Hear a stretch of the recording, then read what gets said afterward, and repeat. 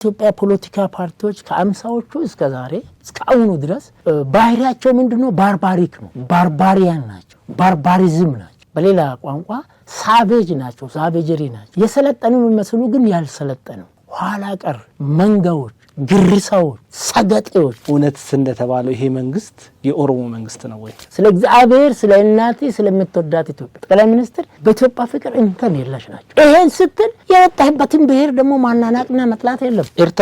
ኤርትራ የሚለው ስሟን በ1890 በቀኝ ገዢዋ ጣሊያን አማካኝነት ከማግኘቷ በፊት ባህረ ነጋሽ የሚል ስም ነው የነበራት። በታሪክ ወደ ስልጣን ሊመጡ አይችሉም። one chance is once ምንድነው ፈረንጆች የሚሉት take chance ነው። if you miss that chance you miss it። 97 ልደቱ አጣ አእምሮ ስለተነካ እስከዛሬ ይጫወታል። ብሔር ስም የሚደራጁ ፖለቲካ ፓርቲዎች በህግ መከልከል አለበት። ገራን ቆትዮ ዳበቱ ገራ ቆትዮ ጭሱ ነው። አሁን ጥላቻው ከጠቅላይ ሚኒስቴሩ እንጂ ኦሮሞ በኢትዮጵያ ብሔረሰብ ውስጥ በጣም ተፈላጊ ነው። ከ83 ወዲህ ያገኘነው የማንነታችንን መገለጫ ነው ይላሉ። ለዚህ ነው ጀዋር ኢትዮጵያን ከአብይ እንውሰድ የምትል። ከአብይ አይደለም ከሚቀጥለው ሰው መውሰድ አይችልም። ይሄ መንግስት ለምስራቅ አፍሪካ ሰላም የማይሰጥ መንግስት ነው። የውጭ ኃይሎች ኢትዮጵያን ለመረበሽ ኢሳያስን አይደለም ሰይጣንን ይደግፋል። ኢትዮጵያ የተዳከመችበት ወቅት ነው። ኢትዮጵያ እኮ ድሮን እያመረተች ነው፣ ለውጭ እየሸጠች ነው። እዚህ አምቦ ጉደር ወረዳ ውስጥ ሆሚቾ የሚባል የጦር መሳሪያ ፋብሪካ እኮ ተቋቁሟል። የእርሶ እይታ ምንድነው እዚህ ላይ? ከንበረተሞ ከመራቴ ነው የምለው እኔ ጀዋሪ ነው የተማረ ነው ያበደ ነው የምለው። ኦኬ ሴታፑ መጀመሪያ ተሰርቶ ስለነበረ ነው። ኦሮሞ ፈርስት ያለ ሰው ስለ ኢትዮጵያ መናገር አይችልም። ኦሮሞን ካስቀጠለ አበቃ። ህዋ ተሰራው ይሄንን ነው። ትግሬ ወርቅ ነው አለ ቆርኪ ሆኖ ነው የቀረው ትግሬ። የትምህርት ስብራታችን መነሻው ምንድነው ብለው ያስባሉ? አርሲ፣ ባሌ፣ ሐረርጌ፣ ሰሜን ሸዋ ሄዶ ጸረ ኢትዮጵያዊነት ሰበኩ። ይሄን ቤተክርስቲያን ብርሃኑ ነጋ አይገባም ከሆነ በኋላ ተባለ ሰሜን ሸዋ ተከ። አሁን ያለው ውጤት በጣም ከባድ ነው። በተለይ ሶስቱ ክልሎች ዘረኞች ናቸው። እስቲ እዚህ ላይ የኦሮሚያን ብሔራዊ መዝሙር ገና ዘውዴ የባልትና ሳይንስ መምህር ነው። አሁንም መሐመድ ዳጋሎ የሱዳኑ ማስፈራሪያ ሰጥቶታል። አሜሪካ ጦር መሳሪያ ፋብሪካ ስታቋቋም አትወገዝ። ሰሜን ኮሪያ፣ ቻይና፣ ራሻ ታላላቅ አገሮች ሁሉ አገሮቻቸውን ለማስከበር ሌላ አገር ለመውጋት አይደል። ጠቅላይ ሚኒስቴሩን የሚቃወሙ ሰዎች የጠቅላይ ሚኒስቴሩ የ7 ዓመት ቆይታ ሲረግሙና ሲተቹ ይታያል። ኢጎ ኢዝ ኤኒሚ ይላል። የኢትዮጵያ ፖለቲከኞች ሲበዛ ራስ ወዳድ ናቸው። ልክ የሌለው ራስ ወዳድ። ኢትዮጵያ ብሔራዊ ጥቅሟን ለመንካት ለሚመጡ የተዘጋጀ እንደሆነ መከላከያን ተናግራለች። ግብጽ የአሜሪካን ኃይል ብትደራጅ መቼም ኢትዮጵያን አትሞክር። እስር ቤት ባይገባ ነው መቀሌ ሄዶ የኢትዮጵያ ፌደራል መንግስት ሊወጋ ነበር። ህገ መንግስት የሌላት ሀገር፣ ፓርላማ የሌላት ሀገር፣ ሁሉም ነገር የሆነ የኤርትራ ህዝብ ከግማሽ በላይ በስደተኝነት የሚኖር ተመርጦ የማያውቅ ለይቶላት አጼ ኢሳያስ አልተባለ። ጠቅላይ ሚኒስቴሩ ተቃዋሚዎች እንዳሉት የ7ኛ ክፍል ሰው አይደለም፣ የተማረም ሰው ነው፣ በደንብ የሚያውቅ ነው። ኦሮሞ ለኢትዮጵያ ህዝብ ቅመም ነው፣ ኢንግሪዲየንት ነው። ግሪን ሌጋሲ ላይ ራሱ የተሰራ ብኩን የባከነ የከሰረ የቆሰለ ቅመኛ እንዴት አድርጎ ነው አገርን መምራት የሚቻለው?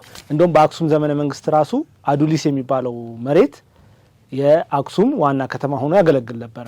ይልሽም በሰማሽ ገበያ ባልወጣሽ እንደሚባል አይነት ነገር ነው። መጀመሪያ ኦሮሞማ ምን ማለት ነው? ምን ብዬ ልጥሪ አለ እንደንታ አይነት ጋዜጠኛ ኢንተርቪው አድርጎት አርበኛ መሳይ መኮንን። አርበኝነት አውሮፓ ቁጭ ብሎ ነው ባዶ እግርህን ከጣሊያን ከወራሪ ጋር ተዋግተው ነው እንጂ አርበኝነት። አጠቃላይ ኤርትራ የምትባለው ምድር የኢትዮጵያ ምድር ነበረች። ምልክ እኮ ሰዎች እንደሚሉት ዘረኛ አይደለም። የምልክ አማካሪዎች ኦሮሞዎች ናቸው። የኤርትራው ፕሬዚዳንት በዛች ሀገር ላይ ያው ፈላጭ ቆራጭ ሆኖ ህግ አውጪም ህግ አስፈጻሚም ሁሉን ነገር ሆኖ እየኖረ ነው። አማራነት ከኢትዮጵያ በታች ነው። ኦሮሞነት ከኢትዮጵያ በታች ነው። ኢትዮጵያ ግን ከፍ ያለ ነው። ሀጫሉ ሁንዴሳ ሰበቁልቁሉ መቃ ጉሬቸን ይላል። በዚህ አጋጣሚ ሀጫሉ ሁንዴሳንም ነፍስ ይማር ፈልጋለን።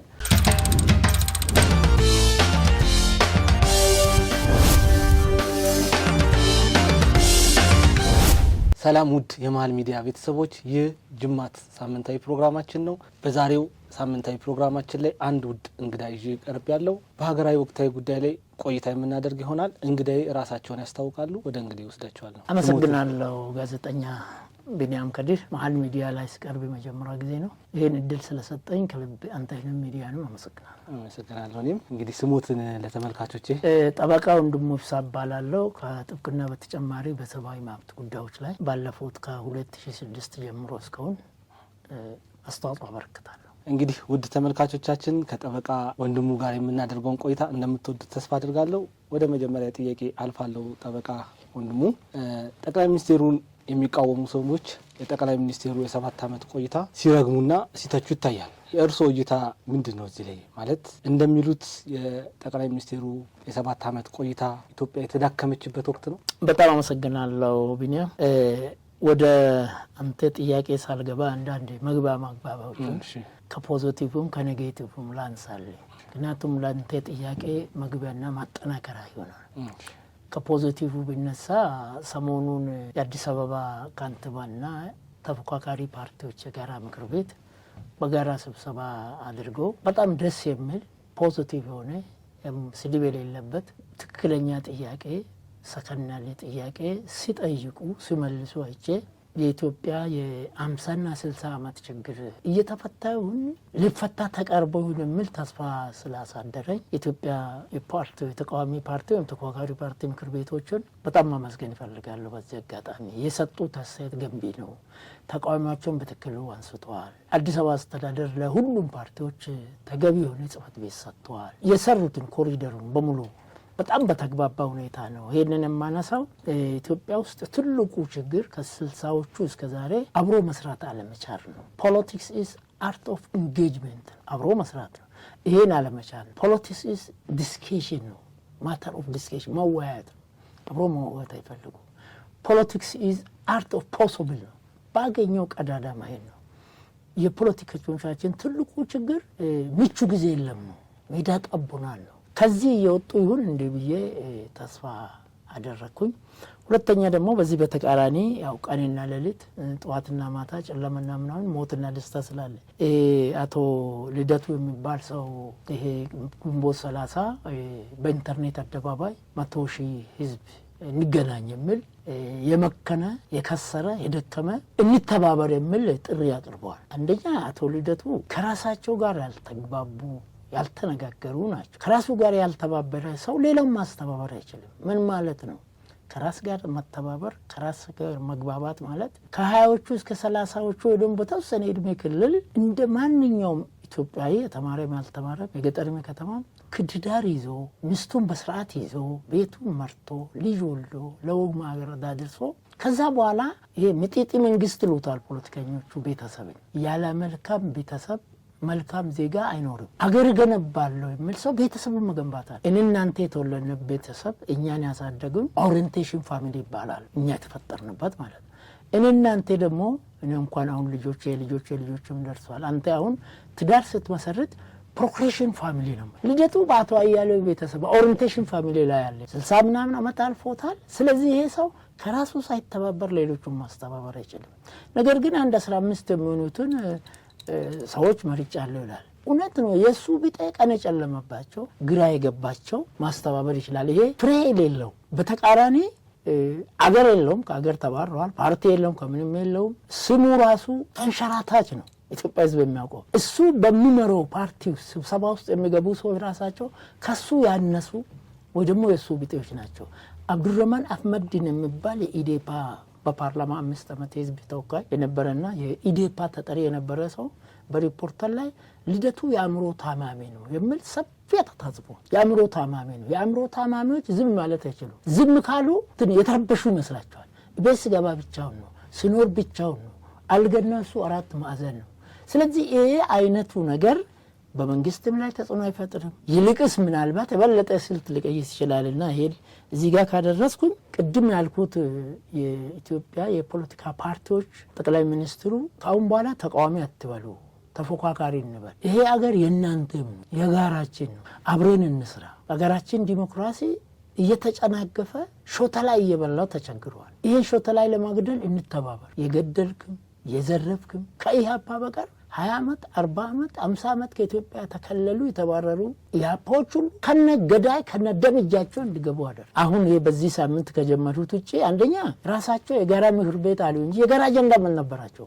ምክንያቱም ግማሹ ነፃ አውጪ ነው፣ ግማሹ ዘረኛ ነው፣ ብሔርተኛ አይደለም ብያለሁ። አሁን ብሔር ጥያቄ ኢትዮጵያ ውስጥ የለም። እኔ ካላስተዳደርኩ ካልሆነ በቀር የአማራ ክልል በአማራ ልጆች፣ የኦሮሚያ ክልል በኦሮሚያ ልጆች፣ ትግራይ፣ ሲዳማ፣ ሁሉም ክልሎች፣ የአዲስ አበባ ከተማ በአዲስ አበባ ነዋሪዎች ድሬዳዋ፣ ሐረሪ።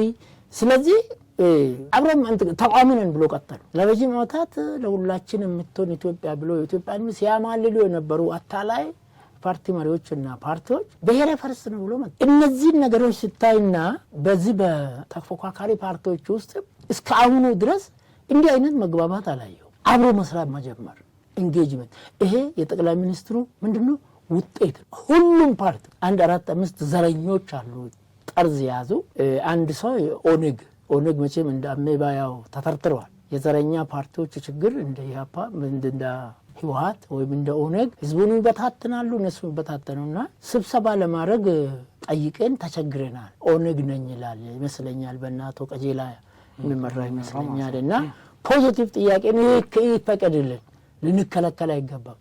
አይ ሰፖርት ዘም ተገቢ ነውና አጠቃላይ ይሄ ነው። ይሄን ካልኩ በኋላ የኢትዮጵያ ፖለቲካ ፓርቲዎች ከ50ዎቹ እስከ ዛሬ እስከ አሁኑ ድረስ ይሄ አሁን የተጀመረውን ተፎካካሪ ፓርቲዎች መልካምነት እንደተጠበቀ ሆኖ ባህሪያቸው ምንድነው? ባርባሪክ ነው። ባርባሪያን ናቸው። ባርባሪዝም ናቸው። በሌላ ቋንቋ ሳቬጅ ናቸው። ሳቬጀሪ ናቸው። ምን ማለት ነው? የሰለጠኑ የሚመስሉ ግን ያልሰለጠኑ ኋላ ቀር መንጋዎች፣ ግርሳዎች፣ ሰገጤዎች ቅድም እንዳልኩት ኢቭን በቤታቸው እንኳን ትዳር መስርቶ ልጅ ወልዶ አሳድጎ ለወግ ማዕረግ አልበቁ።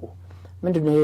ሚጢጢ መንግስትን ያልገነቡ ፋሚሊ ሚጢጢ መንግስት ይሄን ያልገነቡ ይሄ በዓለም ላይ ሲለጠጥ በአሜሪካን በቻይናም በሩቅ ምስራቅ ወር በሩቅ ምዕራብ ወደ ህዝብ አመራር የሚመጣ ሰው ትዳር ግዴታ ነው ለወንድም ለሴት። አሁን ቅድም የጠቀስኩት ሰውዬን ብታይ እንደዚህ አይነት ተንቶች ናቸው። አብተወልድ ነፍሳቸውን ማርና ስልጣን በገዛ ፈቃዳቸው ለቀቁ።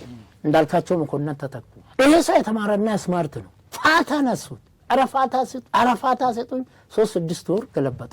ብቻ እንዲህ ተብሎ ደርግ መስከረም 2 1967 ስልጣን ከተቆጣጠረ በኋላ 6 ፓርቲዎች ጥሪ ያቀረበላቸው። ጥሪ ብቻ አይደለም መሳሪያ ሰጣቸው።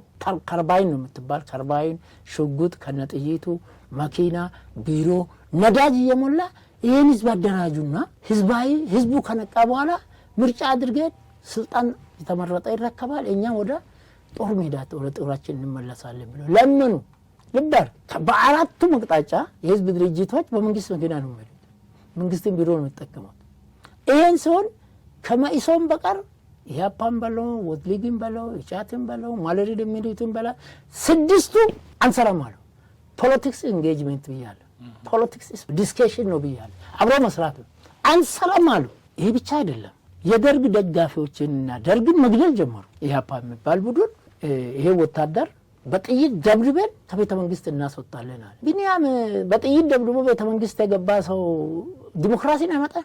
መልካም አስተዳደር ያመጣል? ስለዚህ ጀመረ ብቻ በልድ አይደለም፣ ደርግ መግደል አይደለም። ደርግን ከደገፉት የመኢሶን ታላላቅ ፕሮፌሰር ሙያተኞች ምሁራኖች ፍቅሬ መሪድ የሚባል የአዲስ አበባ ዩኒቨርሲቲ ህግ አስተማሪ ኢህአፓዎቹ ራሳቸውን ህግ አስተማሪ የከበደ ሰው ለአገር ትልቅ እሴት የሆነ ሰው ጠራራ ፀሐይ በኢትዮጵያ ውስጥ በንጉሱ ጊዜም ሰው በፖለቲካ በድብቅ ይገደል፣ በድብቅ ይገደልና በድብቅ ይቀበልና ድብቅ ይባላል። ደርግም ቢሆን ከነችግሩ ስልሳዎቹንም እነ ተፈሪ በንቴንም በጨለማ ገለው በጨለማ ቀብሮ ጧት የፍየል ወጣጤን ዘፈን ያዘፍናል። እነዚህ ግን ጉደኞች ኢህአፓ ደርግን እኮ ነው የሚቃወሙ።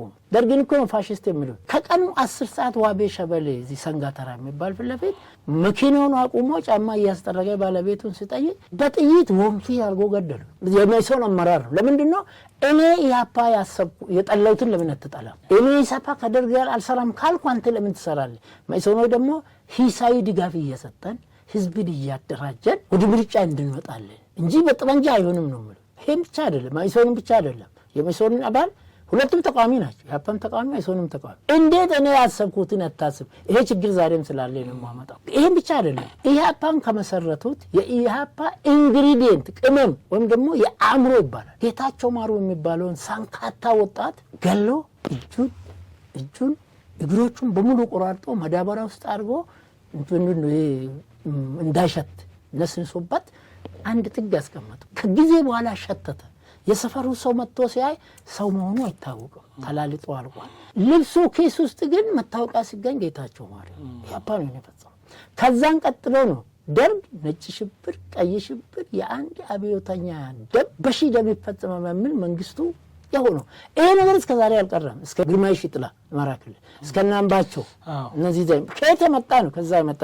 ስለዚህ እነዚህ ሰዎች ክብረነክ ባህሪ ያላቸው ሰው በክብረነክ ሰውን የሚሳደቡ ለምሳሌ ዲቃላ ስትል አንተን አይደለም እናቴን እንደዚህ አይነት ሰዎች ናቸው።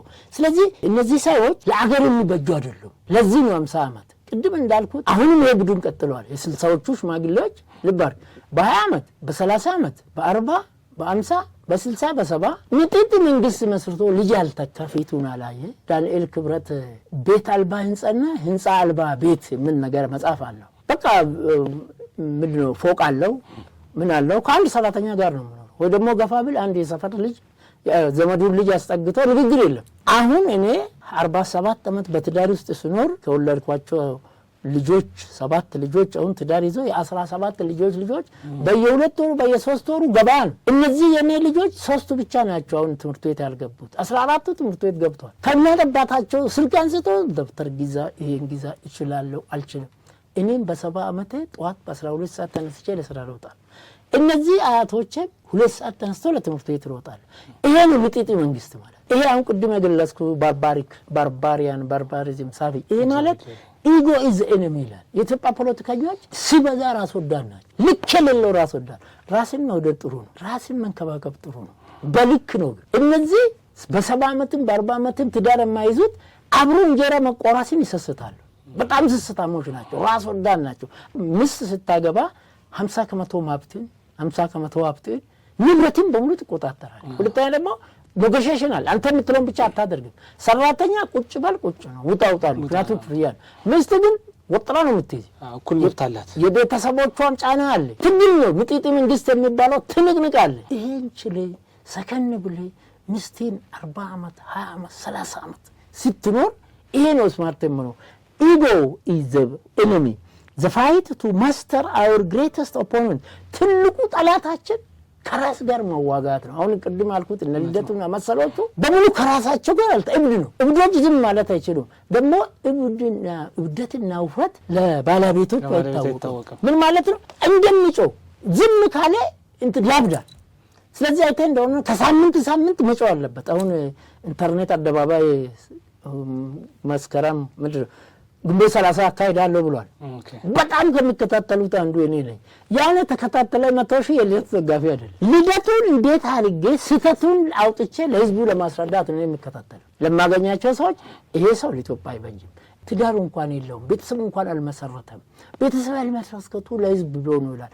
ውሸት ነው። እና ኃይሌ ፊዳ ብርሃነ መስቀል ረዳ ጥንታዮቹ ኢትዮጵያ ፖለቲከኞች በልጅነታቸው ነው ያገቡት። ቸጎቤራል በልጅነቱ ነው ያገባው። ሁሉም ማስት ነው። እብድ ግን አይችልም። ምክንያቱም ከራሱ ጋር ካልተግባባ ሰው ከሚስት ጋር አይግባባም።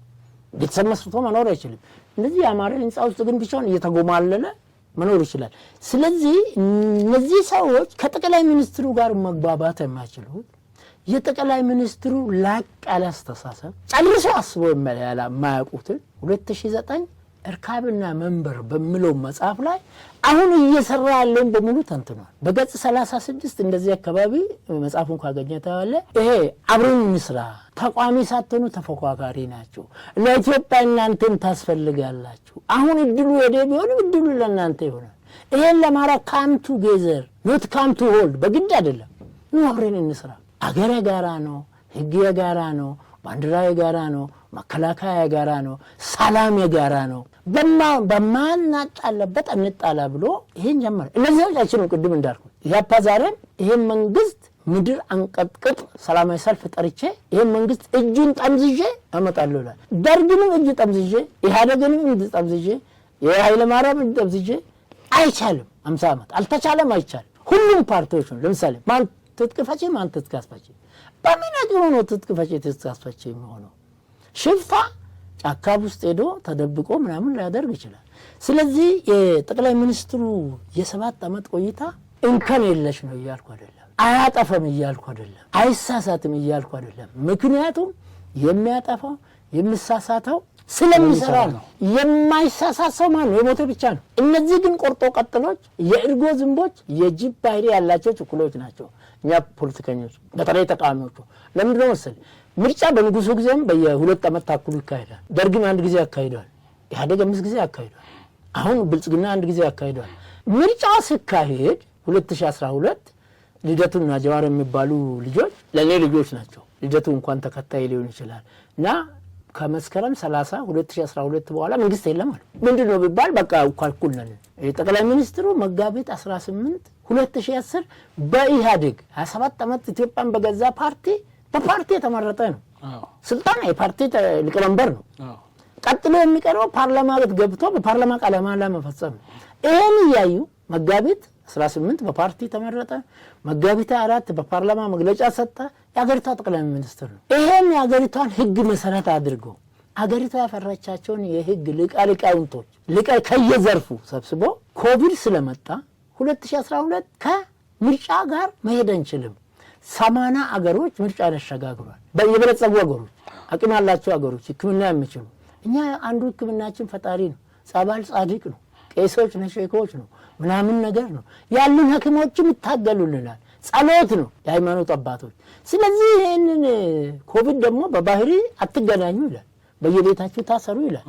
እናሻጋግር ተባለ። ይሄን ዝም ብሎ ትእዛዝ አልሰጠም ጠቅላይ ሚኒስትር። አገሪቷ ያፈራቻቸውን ሊቃውንቶች ብርቱካን፣ መዓዛ አሸናፊ አሉ የሚባሉት በሰማያዊ ታጋይነታቸው የሚታወቁ በህግ ባለሙያነታቸው የሚታወቁ የተመሰከረላቸው ሰው ከጊዜ ጊዜ ቢለዋወጥም ተመከራቸውን ሰብስቦ ምርጫ አሸጋጋሪ ለመቼ ለ2013 ሞተ ይገኛለን አሉ።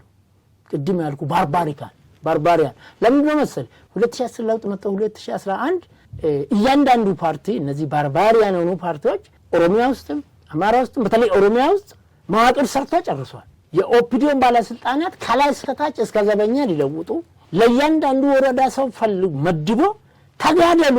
ይሄንን 27 ዓመቱን ኦዴፓን ጠርገን አንተ ገንዘብ ያዥን አንተ ምንድን እም ብሏል። ለዚህ ብሎ ሞተ እንገኛለን አሉ። ኦኬ ሴታፑ መጀመሪያ ተሰርቶ ስለነበረ ነው። አዎ ምክንያቱም እነሱ እንጂ ለህዝቡ አስባለሁ መንጋ ነበር፣ ግርሳ ነበር፣ ደንፍላት ነበር። ይሄ ብሔረሰቦች 27 ዓመት የተሰበከ ዘረኝነት ፈልቶ ጫፍ የደረሰበት ኦሮሞ የተባለ የማይግባባም ሌላም ብሔረሰብ ለመከላከል የሚግባባበት ጊዜ ነው። ስለዚህ እነዚህ ሰዎች መዋቅር ሰሩ፣ ተከፋፈሉ። የዳዊድና የኦፌኮ መሪዎች ተከፋፈሉ ወረዳውን። ስለዚህ ምርጫ ሲካሄድ አሁን ምርጫውን የሚሄዱ ሰዎች ይሄ በየወረዳው በየቀበሌ ያለው የኦፒዲዮ ባለስልጣናት አለ ይሄን በሙሉ ጠርጎ ለማስወጣትና ምንም ልምድ የሌላቸውን ለማስገባት ነው። እነሱ በዚህ ደርቆ ቀሩ።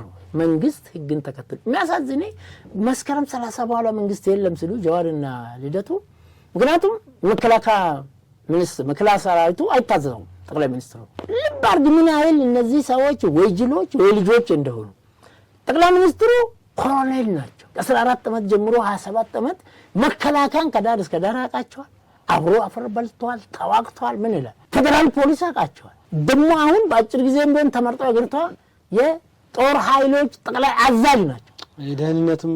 የደህንነትም ኃላፊ ናቸው። በቃ ይሄንን ግዙፍ ኃይል ማያት አይችሉም። ምክንያቱም ልደቱ አእምሮ የተነካ ነው። ይሄኛ ደግሞ የተማረ ነው። ከንበራቴሞ ከመራቴ ነው የምለው እኔ ጀዋሪ ነው የተማረ ነው ያበደ ነው የምለው። በሱ ላይ እስከም የአእምሮ ችግር አልታየም እንጂ እሱም ተመሳሳይ ፌደራል ፖሊስ አይታዘዛቸው። መቼ ነው መስከረም አጋማሽ አካባቢ ነው። አሁን ጤናማ ሰው ይላል እንዴ? የታውቃል ጀዋሪን ፌደራል ፖሊስ የታውቃል ጀዋሪን መከላከያ። ነጭ ውሸት ዋሽቶ የለውጡን ፕላን የሰራሁት እኔ ነኝ። ስትራቴጂስት ነኝ። ከህዋቶች ጋር ነጭ ውሸት ነው። ስትራቴጂስቶቹ ኦፒዲዮና ብአዴን ውስጥ የነበሩ እነ ደመቀ ናቸው፣ እነ ባዱላ ናቸው፣ እነ ለማ ናቸው፣ እነ አብይ ናቸው። እነዚህ ሁለቱ ግዙፍ ኃይሎች ኦሮማራ በሚል ተጠቃቅሶ በላሉት ኢህአዴግንና ህወሓቶችን የዳንጎቴ በዚህ ሲመጣ የኦሮሚያ ፖሊስ ያሳልፋል። ቅመም የሰሩት እዚህ ነው። የጀዋር ጓደኛ ዶክተር ሄኖክ ገቢሳ የሚለው እንደሚገልጸው ጀዋር ይሄንን ቅመም ምን ተሰራ እያለች ሲነገራት ጥሩምባ ትነፋ ነበር ይላል። ሚኒሶታ ቁጭ ብሎ እንደዚህ አይነት ጠባብ ቢሮ ውስጥ ቁጭ ብሎ ጥሩምባ እኔ አይደለም ዶክተር ሄኖክ ገቢሳ ናት 90% ከጀዋር ጋር የነበሩት ጥሩምባ ነፊ ነው፣ ችግር ፈጣሪ ነው። እኔ ሀረግ ነው የምለው ጀዋሪን። ሀረግ ማለት መቆም አይችልም። የሆነ ነገር ላይ መጣምጣ የራሱ አጀንዳ የለው። የቄሮ አባት አይደለም። የቄሮ አባት እና ዋሪው ገመዱ የሚባሉ 2009 ቢሾፍቱ ላይ ዳውን ወያኔ ያለው እሱ ነው ቀረ ያኔ ነው ቀሮ ከጥፍር እስከ ጸጉሩ ከጸጉር እስከ ጥፍሩ በትግል የተሞላው ሃጫሉ ሁንዴሳ ነው ነፍሱን ይማርና ጅርቱ ምን ማለት ነው ኦሮሞ ተዳከመ ሲባል አላችሁ ወይ አለን አለ ኦሮሞ ወጣቱ ሽማግሌው አንድ አባት አለው በየና ሰንበት የሚባል በዛን ጊዜ የኦሮሞ ገዳ አባቶች ሊቀመንበር ነበር ጅርቱ ሃጫሉ ስል ለውጡ ባይመጣ ኖሮ አለ ለማርያም እንተካ ለውጡ ባይመጣ ኖሮ እኔ በየና ሰንበቱ ራሴ ቀሮ ነበራል ማን ነው ቀሮ የፈጠረው ዋሪዮ ገመዱ ነው ሃጫሉ ሁንዴሳ ነው አትሌት ፈይሳ ሌሊሳ አትሌት ፈይሳ ሌሊሳ ካለ ሪዮ ደ ጄኔሮ ላይ ነው አይቻልም አትገዙም ማራቶን ላይ ማራቶን አሸንፎ የሚያስበው ማራቶን አሸንፎ ወርቅን ገንዘብ ማግኘት ሳይሆን ስለ ቀሮ ስለ ኢትዮጵያ ሰላም ያስባል ይሄ ሰው ወያኔ ኢትዮጵያ ላይ ወይ ወራራት ቤተ መንግስት እንመለሳለን ወይ ደግሞ ኢትዮጵያን እናፈርሳለን ብለው በመጡ ጊዜ ልጁ አትሌት እንጂ ወታደር አይደለም ክላሹን ይዞ ነው ወደ ወያኔ ጋር ተዋጋ ዛሬም ከዚህ ለውጥ ጋር ነው ለማጠቃለል የጠቅላይ ሚኒስትሩ የ7 አመት ቆይታ እና ሚኒስተር ቸርችል እና ኦባማ እና አሜሪካን የመሰረተው ዋሽንግተን የነዚህ ደረጃ እኮ ነው በማስረጃ ላስረዳ ስልጣን ይዞ እኮ በጥቂት አመታት ነው የዓለም የሰላም ኖቤል ተሸላሚ ሆኖ ይሄ አይቆጠርም ኢትዮጵያን በረሃብ በዲክሽነሪ ላይ ያገበቻል በስንዴ አምራችነት እኮ ፋኦ የሸለማት ነው ሽልማቱን የተቀበለ ጊዜ በኖርዌይ ሲቀበሉ ለመጀመሪያ ጊዜ ፕሮፌሰር መስፍንን መሰለ የቋንቋ ሊቀልቃውንትና እብሪተኛ በንግግር እብሪተኛ አንድ ብጣሽ ወረቀት ሳይዝ እንዲቆሙ የብሪቲሽን የአሜሪካን እንግሊዘኛ እየቀያየረ ሲተነትን ፕሮፌሰር መስፍን መስክሮለታል ይሄ ኢትዮጵያ ከፍታ ነው ከአንድነት ፓርክ ቤተመንግስት ፓርላማ ሆኜ እኔ ጥጋጥጉ ያለው ላስቲኮች ኢባብ ይኑርበት ይኑርበት እጅግ ቆሸሸ ነው የምኒልክ ቤት አይደለም ቤቱን ማደስ ቤቱ ውስጥ የተማማራ ነው ግንቡ ቆሸሸ ነው ጦንቋይ አባይ ምጭስ ማት ነገር ነበር ከዛ ነው ጀምሮ አንተና እኔ እንዲ ንጹህ ነው አእምሮአችን ምን መሆን አለበት በትክክል ማሰብ አለበት ከራሴ ቤት ልጀምራል መስቀል አደባባይ ዛሬ የምታው በታሪክ አሁን ማመን አይቻልም ሰው ሄዶ ይመልከት 1000 መኪና አንደርግራውንድ አለ ሱቆች አሉ ካፌዎች አሉ ይሄ በኢትዮጵያ አልተለመደም ይሄንን አላሰቡም ተቃዋሚዎች እነዚህ ባርባሪያን በሚፈልጉ ምንድነው ስልጣን ላይ ለ50 አመት መግደል ማስገደል ግርሳ ግርግር ማንጋ በዘር መባደል ይሄ ነው ቀጠለ የአንድነት ፓርክን ጨርሶ ምንድነው መስቀል አደባባይ ሳይንስ ሙዚየምን ወዳጅነት አደባባይ እያንዳንዱን ሎጆች በየቦታው ይሄ ሁሉ በእነዚህ ባርባሪያን አምሮ ውስጥ የለም እነሱ አምሮ ውስጥ ያለው ወንበር ላይ ተቀምጦ ከረባት አስተካክለው ቤት የላቸው ቤት በሴት ነው ቤት የሌለው ሰው ልጅ የሌለው ሰው ሚስት የሌለው ሰው እንቆነጠጠው የለም ምንድነው አልጸጸትም ነው ያለው ጀዋር አልጸጸትም መጻፍ ምቆጣው ነገር የለም እኔ ጧት ሲወጣ ከልጅነት ጀምሮ ለልጆቼ ቆጫሉ ይሄን ማረክ ሲገባኝ ይናራል ሚስቴን እንዲ ማረክ ሲገባኝ ሐሳብ የለሽ ከረባት ብቻ አስሮ ፒፒፒ ይሄ ስለዚህ የጠቅላይ ሚኒስትሩ የ7 አመት ቆይታ በዓለም አቀፍ ደረጃም ኢትዮጵያ በታሪኳ የሰላም የኖቤል ሽልማት ያገኘችው በዚህ ጠቅላይ ሚኒስትር ነው ይሄ ምንድነው የጠቅላይ ሚኒስትሩ ቆይታ ስንዴ በማምረት ወደ ውጭ ማምጣቱን ትቶ ወደ ውጭ በመላክ ይሄ የበጋ ስንዴ ክረምት ግሪን ሌጋሲ ላይ ራስ የተሰራው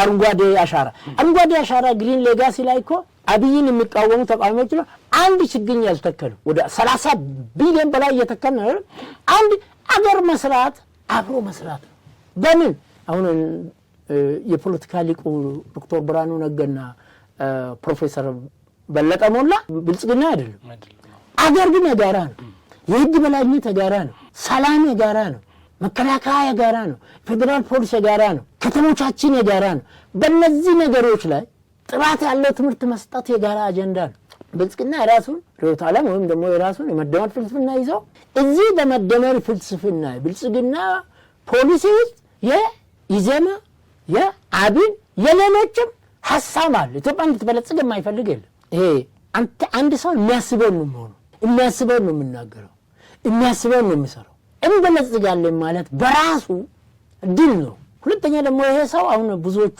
አብይን የሚቃወሙ ሰዎች ከ7ኛ ክፍል ያለፈ ትምህርት ደረጃ የለውም አገር ለመምራት እኮ ትምህርት ብቻ በቂ አይደለም እና አጼ ምኒልክ ማስተርስ ነበራቸው ፒኤችዲ ነበራቸው ዋይዝ ነው የነበሩት ዊዝደም ነበራቸው። እውቀቱ ራሱ የቀለም የክፍል ትምህርት የወረቀት ላይ ነብር የሚሆንበታል። አሁን የአብይ ተቃዋሚዎች ዶክተሩን ፕሮፌሰሩን ኢንጂነሩን ግራ የተጋቡት የጠቅላይ ሚኒስትሩ አስተሳሰብ ሰማያዊ ወጣባቸው። እነሱ እዛ ምድር ናቸው፣ ባርባሪያን ናቸው፣ ጋንግሪን ናቸው። የሚያስቡት ስልጣንና ስልጣን ብቻ ነው። የሚያስቡት በዘረኝነት ነው። በተለይ 27 ዓመት የመጣንበት እንትን አንድ የሚያስቀኝ ወዳጅ ያለ እዚህ መንገድ ላይ ሰዓሊዎች ኮሪደር ላይ የሚስሉ ዛፎች የለም ወንድሙ የዛፍ የትግሬ ነው አማራ ነው ይለኛል። እንደዚህ ዛፎች ምን አይል እንደወረድ የምታየው የለ። ለምንድን ነው የኦሮሞ ያልመጣው? እኔ ለፎገር ነው ሰው የኦሮሞ አይደለ። አንተ ወንድሙ ምንድን ነው አብይ የዛፍ ይሄ እኮ ትግሬ ነው ይል ብዙ እንትን ቅጠሉ እንትን ብሏል። ይሄ እኮ የአማራ ነው። ምን አይል ዘቅተናል እንደዘቀጠ ባርባሪያን የሚለው ሳቬጀር የሚለው ከአበሻ ጋር ትጋቡ ፓርቲ ሰብስቦ አእምሮ ያለው ሰው ህዝብን እመራለሁ የሚል ሰው ከአቢሲኒያ አትጋቡ። እየተጋባችሁ ፍቱ። እነሱ ልጅ ወለደላቸው። ልጅ ወለዱን ፈቱ። ጀዋር ሚስት ነበረው። አንድ ሚስትና አንድ ኦሮሞ የሚል ልጅ ወልዷል። ፍቱ ብሎ ሌሎቹን ስመክር እሱን ፈታ። በሄደበት ትዳር የሚይዙ ይሄ ምንድነው? እነዚህ የፈረሱ የደረቁ የከሰሩ የቆሰሉ ምክንያቱም ሰውዬን አልቻሉትም። እግዚአብሔር የወደደውን ሰው የመረጠውን መቀበል ነው። ይሄ አሁን በጠቅላይ ሚኒስትሩን በሚቃወሙ ሰዎች በትምህርት ኤፕላስ ያመጡ ሰዎች አገር ሊመሩ አይችሉም። ሊመሩ የሚችሉበት ሁኔታ ካለ ጥሩ ነው። ስለዚህ እኔ ያለፈው የ7 ዓመቱ የጠቅላይ ሚኒስትር ቆይታ ጠቅላይ ሚኒስትሩ ካቢኔያቸው ደጋፊዎቻቸው የወንድ ቁና የሚለው ቡድን ነው የመጣው። ኢትዮጵያን ተደርጎ በማይታወቅ አሁን እኮ አዲስ አበባ ከዓለም ብርቅ ከተሞች ድንቅ ከተሞች ውብ ከተሞች አንዷ ናት። ሰው ይሄ ካቢኔ ብልጽግና ማለት ስህተት አይሰራም እያልኳል። የሚሰራው ሁሉ ይሰራል። እያረምክ ትሄዳለህ። ሌኒን ራሻ የዛሩን መንግስት ገልብጦ ስልጣን ሲይዝ በሙሉ አብዮት ነውና ጠርጎ ሲያስወጣ በየመስሪያ ቤቱ ሲመድብ ሰው ስራ አይችልም። ተቺዎች እንዴት አድርገህ እንደዚህ ታደርጋለህ? አይችልም እኮ እየተሳሳተ እያረመ ይሰራል አለ። ለምን ስሉት የማይሳሳት የሞተ ብቻ ነው። ተቀበለው ትሮቶስት የሚባል የሱ ተቋም። ስለዚህ ጠቅላይ ሚኒስትሩ ባለፉት 7 ዓመታት ስለሚሰራ ስህተትም ቢኖርበትም እጅግ ውጤታማ ከተጠበቀው በላይ አንድ አማራና ትግራይን ለማስታረቅ በገዱ አንዳርጋቸውና አንድ የትግራይ ፕሬዝዳንት የነበረ ሰው ወልዱ የሚባለው አማራና ትግሬን እናስታርቅ ብሎ ሰበስቡ። አንድ አባት ተነሱና አንደኛ እኛ አልተጣላንም አንጣላም፣ የአማራ ህዝብና የትግራይ ህዝብ ሁለታችሁ ታረቁ ብሎ በሰጠው አስተር ላይ አንድ አባት ይነሳና ተለቅ ያለው ቄስ ጠቅላይ ሚኒስትሩ የሚቃወሙ ሰዎች እዛ ስብሰባ ላይ ነበሩ። ጊዜው ገና አልተረጋጋም። ጠቅላይ ሚኒስትሩ የፊዚክስ ሳይንቲስት ናቸው። ጠቅላይ ሚኒስትሩ የሚቃወሙት መሰረተ ትምህርት ላይ ናቸው። ቄሱ ነው ያሉት። አለገ አርኬብ ላይ ገብቷል። ልትግባቡ አትችሉም፣ ልትደርሱበትም አትችሉም። ስለዚህ ይሄ ትግል ይሄ ለውጥ ይቀጥላል በሚል አረጉ። ስለሆነ እኔ የጠቅላይ ሚኒስትሩን የ7 ዓመት ቆይታ እዚህም እዛም ግጭቶች ምኖች ቢኖሩ ግጭት ጠማቂዎች ስላሉ ነውና አገርን በማስከበር እንደሚባለው ኢትዮጵያ ዳር ድንበሩ አልተደፈረም፣ እንደሚባለው ኢትዮጵያ አልወደቀችም። እውነት ነው። አእምሯቸው ለፈረሱ ለምሳሌ አሁን ልደቱ ፓርቲ ፈርሰዋል። ትዳር የለውም፣ ልጅ የለውም። ይሄ ሰው ምን አድርጎ ነው ይሄንን ለውጥ የሚቀበለው? መቀበል አይችልም። ሁለተኛው ነገርም ከስልጣን የተባረሩ ሰዎች እነ ጀዋር በሌላ ነገር ኮምፒውተሩን እኛ ነን የሰራነው ሲሉ ውሸት ነው። ኮምፒውተሩን የሰሩት ኦፒዲዮ ውስጥ ያለው ሰራዊት፣ ቢአዴን ውስጥ ያለው ሰራዊት፣ የአማራ ፋኖ ይሄ አሁን የቀበጠውና አማራ ፈርስት የሚለው ሰው የደቡቡ ኢቭን ከህወሓቶችም ውስጥ ተመሰጣጥሮ ኢንግሪዲየንት ዶሮ ወጥ በቅመም ነው አይደል መጣፍ ይሄ ነው የሰራው። እሱ ጥሩምባ ነው ነበር። ጥሩምባ ነፍቶ ሲገባ አብሮ መስራት አልቻለም። አንድ የግብጽ ወጣት የግብጽ አብዮት ጊዜ ተህራር አደባባይ ወጣ ጊዜ ከአሜሪካ ልክ ሮጦ መጣና ግብጾቹን አየ። ሙባረክ ወደቀ። ሙርሲ የሚባል ሰው ወጣ። አዝማሚያውን አየ። እኔ ዕውቀቴ ልምዴ ዓለም አቀፍ ነው፣ ግብጾች ከአሁን በኋላ ራሳቸውን ቻሉ ብሎ አሜሪካን ተመልሶ አሁን የ193 አገሮች ስትራቴጂስትና አማካሪ ነው ያወጣት። በጀማል ነው ያለ። ይሄ የኛ ጀማሪስ ምን ነው ሮጦ መጣ። ኦሮሞ ፈርስት አለ፣ ኦፌኮ ውስጥ ገባ። ምን አለ? ኢትዮጵያ ውስጥ ባለፉት 7 ዓመታት የተፈጸሙ ወንጀሎች የተፈጸሙ ግርግሮች ማስተር ማይንዱ ከጀዋር ጀምሮ እስከ ልደቱ አሁን ጠቅላይ ሚኒስትሩ የሚቃወሙ ናቸው። ጠቅላይ ሚኒስትሩ ግን ገራመንተ የገደልክ የዘረፍኩ አላቅም አይሳደብም። ስለዚህ ጠቅላይ ሚኒስትሩ እንደሰው ስህተትም ጥፋትም ሊኖር ይችላል። ይሄን ስለሚሰራ ነው። በተረፈ ውጤታማ ነው፣ ውጤትም ያመጣል ብዬ ያስባል። እሺ እንዳሉት ነው ጠቅላይ ሚኒስትሩ ተቃዋሚዎች እንዳሉት የ7ኛ ክፍል ሰው አይደለም፣ የተማረም ሰው ነው፣ በደንብ የሚያውቅ ነው፣ አዋቂም እንደሆነ በተለያዩ አጋጣሚዎች እንደሰበኩት ዩኒቨርሲቲ ነው ፒኤችዲ እንደሰበኩት እንዳልሆነ ለማስረገጥ ነው። የቄሮሌም እንዳሉት እና ጫሉ ነው ዋጋ የከፈሉት ከነጃዋሪ ልክ ነዋሪው ገመዱ ያ ዳውን ቲፔሌፍ ዋሪው ገመዱ ማለት እሱ ልብ ከላይ ሄሊኮፕተር እያንዣበበ ክንዲ መተረየስ ተጠምዶ ድምጽ መጉያን ነጥቆ ወጣቱ እያለ ጎልማሳው እያየ ህዝቡ በሙሉ ኦሮሞ ብቻ አይደለም ዓለም እየተመለከተ ዳውን ወያኔ እኮን ኦሮሞን እንደ አሸን እንደ ጉንዳን ያፈለው እንጂ ሚኒሶታ አንድ ክፍል ውስጥ ቁጭ ብሎችን የምታክል ጁስ እየጠጣ አይደለም ጥሩ እንዳይነፋሰው አይደለም። እነዚህ ሰዎች ናቸው በትክክለኛ መሬት ላይ ዋጋ የከፈሉት። እንግዲህ በዚህ አጋጣሚ ሀጫሉ ሁንዴሳንም ነፍስ ይማር ፈልጋለን። ወደ ዋሪዮ ገመዱንም ባለበት ቦታ እግዚአብሔር ሁለታውን ይክፈል እንበለው። አሜሪካ ነው ካናዳ ነው ያለው ይሉኛል። ወደ ቀጣይ ጥያቄ ስንሄድ ኤርትራ የሚለው ስሟን በ1890 በቀኝ ገዢዋ ጣሊያን አማካኝነት ከማግኘቷ በፊት ባህረ ነጋሽ የሚል ስም ነው የነበራት። ያው የኢትዮጵያ ምድር ነበረች። እንደውም በአክሱም ዘመነ መንግስት ራሱ አዱሊስ የሚባለው መሬት የአክሱም ዋና ከተማ ሆኖ ያገለግል ነበር እና አጠቃላይ ኤርትራ የምትባለው ምድር የኢትዮጵያ ምድር ነበረች። ምንድነው ኤርትራን ያጣንበት መንገድ? እንደው አጠር አድርገው ግልጽ ያለች ነገር ለተመልካቾቻችን ለማለት። ኤርትራ የሚለው ስም ጣሊያኖች ቅኝ ገዝቶ እንግሊዞችና ጣሊያኖች እየተፈራረቁ ለ50 ዓመታት ገዝቶ ኤርትራ ካሉት ውጪ ባህረ ነጋሽ የሚባል የኢትዮጵያ አንድ አካል ነው።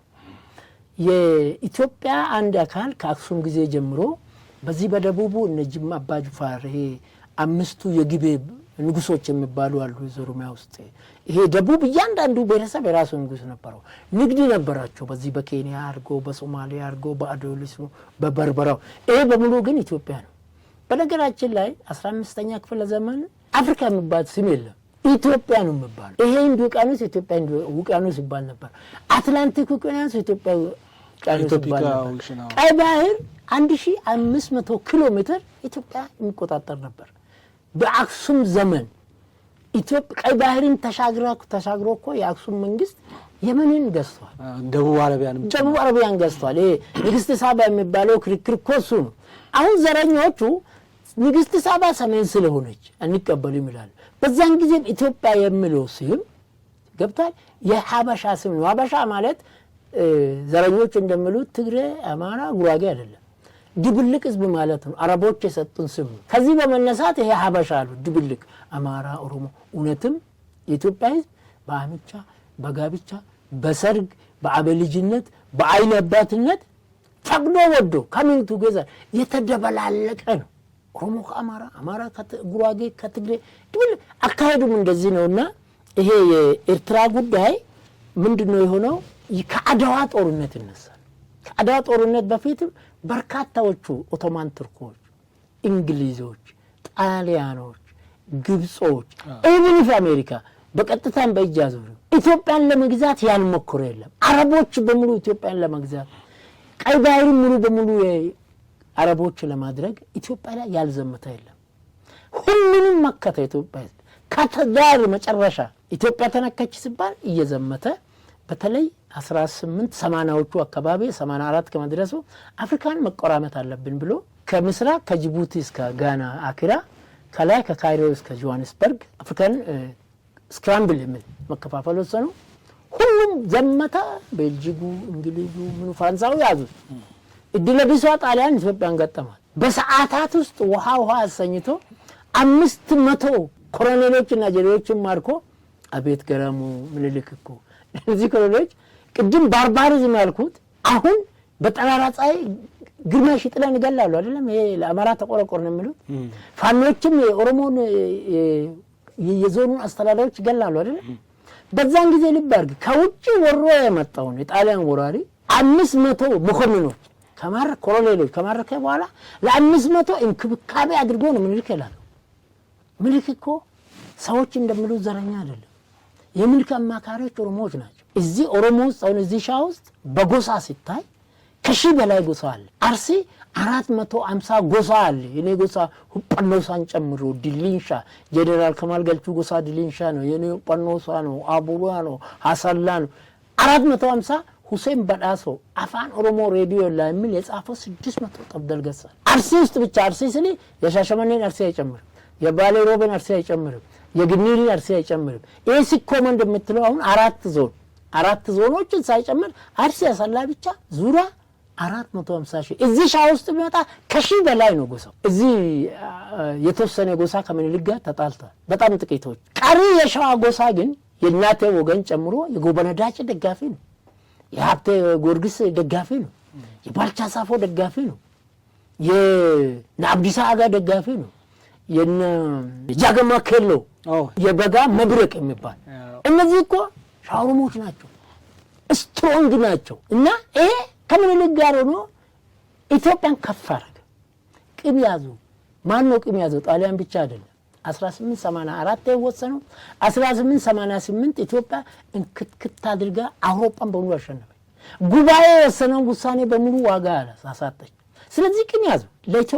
ኢትዮጵያን ካላፈረስን አፍሪካን ሀብቷን፣ ጥሬ ሀብቷን፣ ወርቋን፣ መድኗን፣ እንቁ አልማዟን ማግኘት አንችልም። ይሄ ህዝብ እናሰልጥናለን ብለን ገብተን ይሄን ሀብት መዝረፍ አለበት። ይሄ እንዳናዘር ኢትዮጵያ አዋርደናል፣ ምኒልክ አዋርደናል።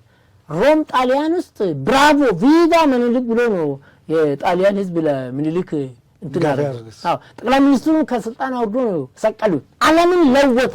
ስለዚህ ቅም ይዞ ኢትዮጵያን ፊት ለፊት አንችልም። አረቦችም፣ አውሮፓዎችም፣ አሜሪካኖች ሁላችሁም ኢትዮጵያን ከኢትዮጵያን ውስጥ በሚወጡ ጥቅም ፈላጊዎች በቂ ባጀት ፕሮግራም ቀርጸን ባጀት መድበን ፓርቲ እናደራጅ።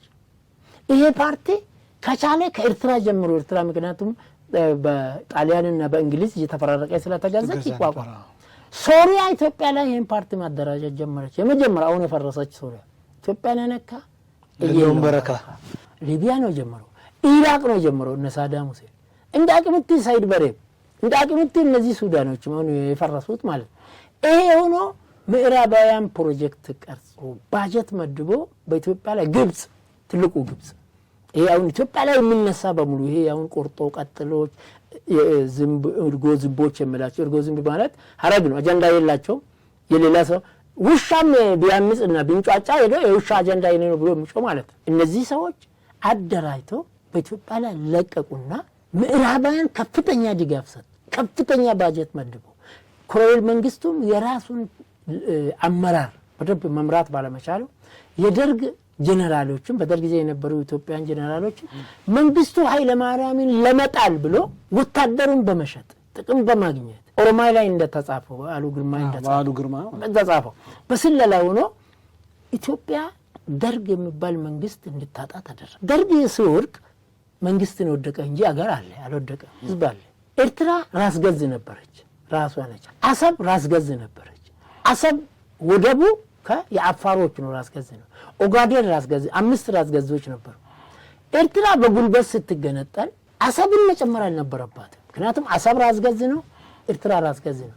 የዓለም ዩናይትድ ኔሽን ህግም የአፍሪካ ህግም ቻርተርም የኢጋድም አንድ አገር ቅኝ ተገዝቼ ነበረ አንድ ሰፋ ክልል ከዚህ ከቅኝ ገዢ ልውጣ ብሎ ቢወጣ ያን ቅኝ ተገዝቻለሁ ባለበት ጊዜ የነበረውን የመሬት ወሰን ድንበር ይዞ ነው የሚወጣው።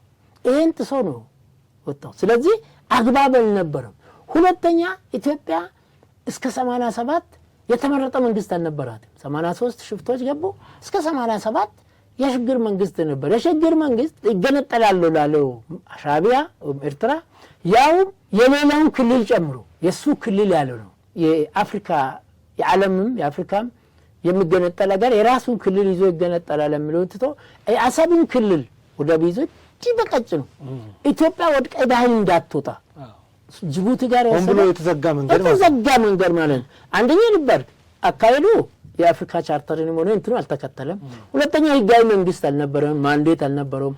ሶስተኛ ከባርነትና ከነጻነት ምረጥ ብሎ ሬፈረንደም ዓለም ላይ አይኖርም። ምን መሆን አለበት? ራሳችን ችለን አገር እንሁን ወይስ ከኢትዮጵያ ጋር እንኖር? በእነዚህና በሌሎች ምክንያት ኤርትራ የተገነጠለችው የሄደችው ህጋዊ ባልሆነ መንገድ። ስለዚህ ዛሬ በኢትዮጵያ በኤርትራ መንግስትነትና በኤርትራ ሉዓላዊነት ላይ ኢትዮጵያ ዓለም አቀፍ ህግን ጠቅሳ የአፍሪካ ቻርተርን ጠቅሳ ጥያቄ ማንሳት ትችላለች። እንደገና ሪፈረንደም እንዲካሄድ በተለይ አሰብ ከኤርትራ ጋር መዳበልና መውጣቱ የአፍሪካን ቻርተር የዓለም አቀፍን ህግ የጣሰ በመሆኑ ኤርትራ የተገነጠለችው አግባብነት በሌለው ነው። ከተገነጠለች በኋላ ደግሞ ምን እንዳተረፈች የኤርትራ ህዝብ የኢትዮጵያ ህዝብ የአፍሪካ የዓለም ህዝብ እያየ ነው። ስለዚህ ኤርትራ ያጣንበት መሰረታዊ ጉዳይ የነዚህ የቆርጦ ቀጥሎቹ ባዕዳንና ባንዳ ቅንብር ኢትዮጵያኖች አንድ ኃይለ ኢየሱስ ዛፉ የሚባሉ በ1957 አዲስ አበባ ዩኒቨርሲቲ ምክትል የተማሪዎች ፕሬዝዳንት የነበረ አሜሪካ በየአመቱ ስኮላር ትሰጣለች ለልጆች 365 ቀን አሜሪካ ውስጥ የአሜሪካን ቫልዩ ያስተምራል። ከአመት በኋላ ፈተና ይሰጣል። ይሄ እና ቡትሮስ ጋር እና ኮፊ አናን ዓለምን ሲመሩ የነበሩ እስከ ቅርብ ጊዜ ድረስ በየአገሩ ይሰበስባሉ። ይሄ ኢየሱስ ዛፉም እድል ካገኙት አንዱ ብቸኛ ዩኒቨርሲቲ አዲስ አበባ። አሁን ይሄ ልጅ ሲያይ አንድ አመት በሙሉ ቆይቶ 32 ፔጅ ሪፖርት ያቀርባል። ጭብጡ 32ቱ ሪፖርት አሜሪካ ህዝቧ ቅዱስ ነው፣ ቅቡል ነው፣ ገራገር ነው፣ ታላላ ነው፣ እንደኛው ኢትዮጵያ ህዝብ ነው። መንግስታቸው ግን አውሬ ነው፣ ሰይጣን ነው ብሎ ጻፈ። የአሜሪካ ዶክተሮች ስኮላርስ ተሰብስቦ ጉድ አሉ። የለም እንደዚህ አይነት ነገር። ከዛ ጠሩና አክፉ ምንድነው አሉ። እናንተ ቅኝ ገዢን ትደግፋላችሁ፣ ጥቁርና ነጭ ትቃወማላችሁ፣ ለሴቶች መብት አትጠብቁም። እኛ እኮ በአጼ ምኒልክ ጊዜ ንጉሶች ነበሩ፣ ከዛ በፊት ንጉሶች ነበሩ። የእናንተ ሰብአዊ መብት የእናንተ ህግ በላይነት ውሸት ነው ማት ነገር አሳለ። ተነገጡ። የኢየሱስ ልክ ነኝ እናርማለን። አሁን ላንተ በቂ ባጀት መድበን በቂ ፕሮግራም ነድፈን እዚህ ፒኤችዲ ትቀጥላለህ፣ ማስተርስን ትቀጥላለህ። እዚህ ሆነ በአገሪ ከቻልክ በብሔሪ ፓርቲ መስረት፣ ተማራን አይደለም ፓርቲ መስረት፣ በብሔር ካልሆነ በሃይማኖት ፓርቲ መስረት። ጀርመን ውስጥ ክርስቲያን ዲሞክራቲክ ፓርቲ አለ፣ ይቻላል። እኛም ባጀት የምንሰጥ ሰሞኑን ምን ገንዘብ እንሰጣለን፣ ጽፈት ቤት ክፈት ይሄን አሉት። ልጁ ነቃ። አሁን በኔ እድሜ ያለ አዛውንት ነው። ለካ ይሄ ነገር ነው። እስከ ዛሬ ድረስ የኢየሱስ ወርቅ ዛፉ ከደርግ 60ዎቹ ጀምሮ እስከ ዛሬ አንድ ፓርቲ ውስጥ አልገባም። ቅድም አልኩ ባርባሪክ ሳበጀሪዎች የዚህ እንትን ናቸው። የዚህ የአሜሪካኖችና አውሮፓዎቹ ቀለም ናቸው። ክረምት አይተ እንደሆነ የትኛው ኢትዮጵያ ፖለቲካ ፓርቲ መሪዎች ምንድነው ይዘምታሉ። የሚዘምቱት ከአባሎቻቸው ገንዘብ ለመሰብሰብ አይደለም። ምዕራባውያን ኢትዮጵያን ለማፍረስ ሲያሴሩ አብሮ ለመዶለት ነው። ደምቶ ገንዘብ ይሰጧቸዋል። ለምሳሌ እኔ የቆየሁበት ፓርቲ እሳቸውም የፓርቲውን ፕሬዝዳንት በየአመቱ ይሄዳል። ምንድነው የእርሶ የቆዩበት? ኦፌኮ የሚባል ፓርቲ ነው። ወደ 15 ቆየሁበት ፓርቲ። ምን አመት ነው? 17 አመት ነው። ከ97 ጀምሮ እስከ 2013 እዛ ነበርኩና ሲመጡ ገንዘብ ይዘው ይመጣሉ። የራሳቸው እኔ ይላሉ የድርጅት ምንድነው በየአመቱ ይሄዳሉ። አንድ ኡርጌሳ ዋከን የሚባል ባለጸጋ ሀብታም የኢንስፔክሽንና ቁጥጥር ኮሚቴ ሰብሳቢ ነው። ይሄን ገንዘብ አምጣ አስገባ ይለዋል ፕሬዚደንቱ ማለት ነው። ማስገባት አልቻለም። ይሄ ከውጭ የሚመጣው ገንዘብ ለስለላ ስራ ነው ማለት ነው። በህጋዊ መንገድ ገብቶ አይወጣም። ኤብን ምርጫ ቦርድ እዚህ ውስጥ ይገባል። በዚህ ተጣሉና በቀይ እስክሪብቶ ሰረዙት። ይሄ ሰው የኢንስፔክሽን ቁጥጥር ኮሚቴ ደብረጽዮን አሁን የህወሓትን ኢንስፔክሽን ቁጥጥር ኮሚቴ አባረረ አይደለ? የኔ ፓርቲም የኢንስፔክሽን ቁጥጥር ኮሚቴ ሰረዘ። ምንድነው የሚያባረሩት ነው? ሂሳብ ይሰራል። ሂሳብ ሲባል ሂሳብ መስራት አልቻለም። ምርጫ ቦርድ ጋርም ተመሳጥሮ አረጋሉ። ሁለተኛ ደግሞ የኔ ፓርቲ የነበርኩበት 50% ኦነግ ነው። ኦነግ ኦሮሚያን መገንጠል ነው። ነፃ ኦሮሚያን ይፈልጋል። 50% እዛ ነው። ህወሓት ደግሞ ፈጣሪ ኢትዮጵያን የሚጠብቀው የኢትዮጵያ አምላክ ባደርግና መለስ 2004 ባይሞት ኖሮ 2 አመት እድሜ ቢያገኝ መለስ ትግራይ ልዩ ኃይል፣ ሶማሌ ልዩ ኃይል፣ አማራ ልዩ ኃይል፣ ኦሮሞ ልዩ ኃይል ብሎ ባደራጀው ኃይል ይሄ አሁን ትግራይ ዲፌንስ ፎርስ የትግራይ መከላከያ እንደተባለ እንደ ሚሃኤል ጎርባቾቭ ሶቪየት ህብረትን እንዳፈረሰ ኢትዮጵያን 2 አመት እድል ቢያገኝ ኖሮ በታትኖ ትግራይ ይዞ ይወጣ ነበር። ከተቻለ አሁን ደብረጽዮን እንደሚፈልገው ትግራይ ትግርኛ ከሻቢያ ጋር ይሄዳል። ኢሳያስ በህይወት ያለ ግን ህወሓትን አያምንምና አያስጠገምም። ስለዚህ ምንድነው የፈለኩት ይሄ የኤርትራ ጉዳይ ይሄ ኤርትራ መሄድና ኤርትራ ላይ የሚነሱ ሰዎች በሙሉ አንደኛ ሚሽነሪ ናቸው፣ ተልእኮ አላቸው። ተልእኮ ምንድነው?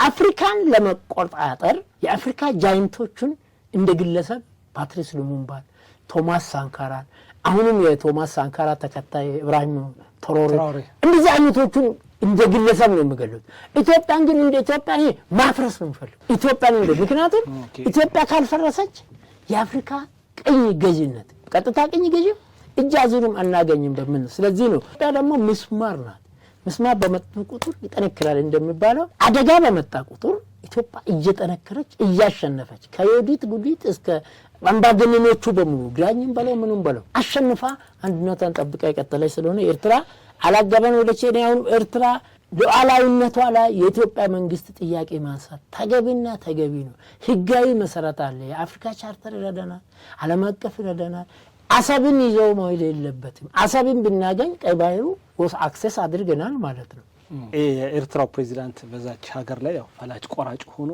ህግ አውጪም ህግ አስፈጻሚም ሁሉ ነገር ሆኖ እየኖረ ነው የኤርትራ ህዝብ ነፃ አልወጣም ግን 34ኛ ዓመት ነፃ ያወጣንበትን ብሎ ያከበረ ነበርና በዛን ወቅት በዛ ንግግሩ ላይ አብዛኛው ስለ ሀገር ሳይሆን ሲናገር የነበረው ስለ ኤርትራ ድጋት ምናምን ሳይሆን አብዛኛው ኢትዮጵያ ላይ ያተኮረ ንግግር ሲናገር ነበር ከነዛ ንግግሮች መካከል አንደኛው ኦሮሞማን የሚመለከት ነው መጀመሪያ ኦሮሞማ ምን ማለት ነው እውነት እንደተባለው ይሄ መንግስት የኦሮሞ መንግስት ነው ወይ አንደኛ ኦሮሞ ማለት በሌላ ኦሮሞኛ ስትተረጉመው ኦሮሞማ ይሆናል ኦሮሞን በአማርኛ ስትተረጉመው ኦሮሞነት ማለት ነው አማራን በሌላ ቋንቋ ስትተረጉመው አማራነት ትግሬ ትግራይነት ሶማሌ ሶማሌነት አፋር አፋርነት ነው ኦሮሞ ማለት ሪዮታ ለማለት ኦሮሞማ ማለት ሪዮታ ለማለት ሁለቱ ኮንሳይድ ናቸው ኦሮሞ ኦሮሞማ ኦሮሞኛ ቋንቋ የሚችሉ ሰዎች ሲፈልጉ እኔ ኦሮሞ ነኝ ይላሉ ሲፈልጉ እኔ ኦሮሞማ አባል ነኝ ይላሉ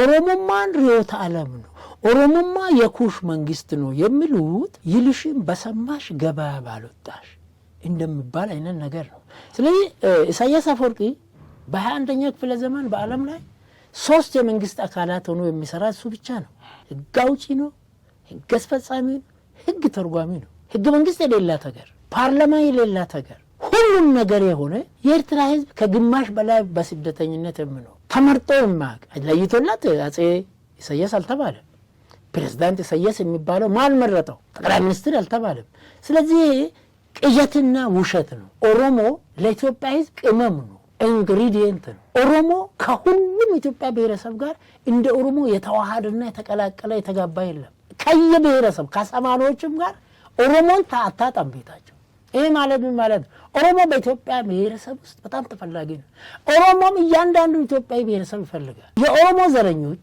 የአማራ ዘረኞች የትግሬ ዘረኞች በብሔረሰብ ስም የሚነግዱ የብሔረሰብን ጋቢ ወይም ነጠላ ጋርዶ የሚሄዱት ግን ኦሮሞ ሲደራጅ ሌላ ብሔረሰብ ይሰጋል ይላሉ አይሰጋም መጨና ቱለማ የሚባል ማህበር ነበር በንጉሱ ጊዜ የአማራ ልማት ማህበር ጎንደር ልማት ማህበር እንደጋገፉ ነበር ጉራጌ ልማት ይደጋገፉ ነበር የኦሮሞ መደራጀት የኢትዮጵያ መደራጀት ኦሮሞማ ማለት ኦሮሞ ማለት የኦሮሞ ሪዮት ዓለሙ የገዳ ስርዓት ነው ይሄ የገዳ ስርዓት አሁንም አባጋዳዎች ይሰሩበታል እንጂ የኦሮሚያ ብሔራዊ ክልላዊ መንግስት በየ5 አመቱ ምርጫ ያካሂዳል ይሄ የገዳ ስርዓት ነው የገዳ ስርዓት 8 አመት ነው በየ8 አመት ነው የገዳ የኦሮሞ ደግሞ በየ5 አመት ነው ኦሮሚያ ብሔራዊ ክልላዊ መንግስት ይሄ ወደፊት የኦሮሚያ ብሔራዊ ክልላዊ መንግስት ፌደራሊዝሙ እውነተኛ ሲሆን ወደ ፓርላሜንት ወደዚህ ወደ ገዳ ስርዓት ይመጣል ብዬ ያስባል ምክንያቱም አሜንድመንት መደረግ ያለበት በመጻፌ የእውነት ምርኩዝ ቅጽ 2 ላይ የኢትዮጵያን ብሔራዊ መዝሙር ተችቻለሁ የኦሮሚያን ብሔራዊ መዝሙር ተትቻለሁ ይሄ እንዲህ ቢሆን ሐሳብ ማቅረብ ይቻላል ማዘዝ አይደለም ይሄ ብሔራዊ ቦታ ስለዚህ እኔ ምንድነው እዚህ ላይ የኦሮሚያን ብሔራዊ መዝሙር እንትኑ ነው የማይሆነው ይሄ እኔ ያኔ ጊዜ መዝሙሩን የጻፈውን አላቅም ነው አወዳጄ ነው የጻፈበትን ምክንያት ነግሮኛል ጡሪ በረኢባ ይጋን ስራድ ማለት የ100 አመት እድፍ አጠብንልሽ የሚባለው አንደኛ ኦሮሞ እድፍ የለው ሀጫሉ ሁንዴሳ ሰበቁልቁሉ መቃ ጉሬቸን ይላል ምን ማለት መሰለ ሰበቁልቁሉ ማለት ታጨ ንጹህ ህዝብ እንደ ነጭ ንጹህ ህዝብ ጥቁር ቀለም ቀቡት ስሙን አጠፉት ነው ኦሮሞ ከሰው አይደለም ከእንስሳ ጋር መኖር ይችላል ድብተሽን ይችላል ሞጋፈቻ አለ ምኑ አለ ሰው አይጠላም። ሰው መሆኑን የሚቀበል ማህበረሰብ ነው። ኦሮሞ ብቻ አይደለም፣ አማራም ኢትዮጵያን ብሔረሰቦች ሁሉ ሰው መሆኑን የሚቀበሉ ነው። ጋብቻ ስትመሰርት ኦፌኮ እንደከለከለ አይከለክልም። ስለዚህ ይሄ የኦሮሞማ የሚባለው ምን አገባው ሳይስ ለኦሮሞማ በማያቅ ነገር ገብቶ አስምሮም ለጋሳን አይጠይቅም እንዴ? ፕሮፌሰር አስምሮም ለጋሳን እሳቸው ጋር ያሉት ኦሮሞማ ማለት ፕሮፌሰር አስምሮም ለጋሳ ኦሮሞ ማለት አለቀ በቃ።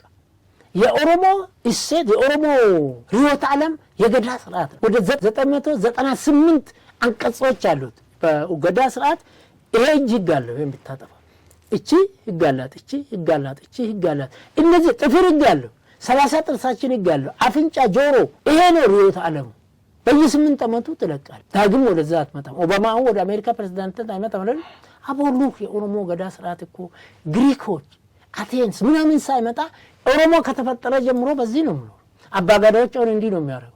ወደድክም ጠለም 8 ዓመት ድረስ ደግሴ አልብሴ አብልተ ትለቃል። አሁን የኦሮሞ እንትን ኢትዮጵያ ኦሮሚያ ብሔራዊ ክልላዊ መንግስት ባንዲራንም ምን አለ አሁን ያለው ባንዲራ የኦሮሞ የገዳ ስርዓትን አይመለከትም። ቀለሙ ነጭ፣ ቀይ፣ ጥቁር መሆኑ እንዳለ የገዳ ስርዓት ግን ይሄ አሁን ኦሮሚያን የሚመራው የኦሮሞ ልብ ለመግዛት እንደው ኮሜንት ነው ማለት የገዳ ስርዓትን አሻሽሎ ይሄ ጥቁሩ ከላይ ነው። ኦሮሞ ጥቁር ዋቃ ይላል እግዚአብሔር፣ መሃሉ ቀይ ነው፣ አርሳ ነው።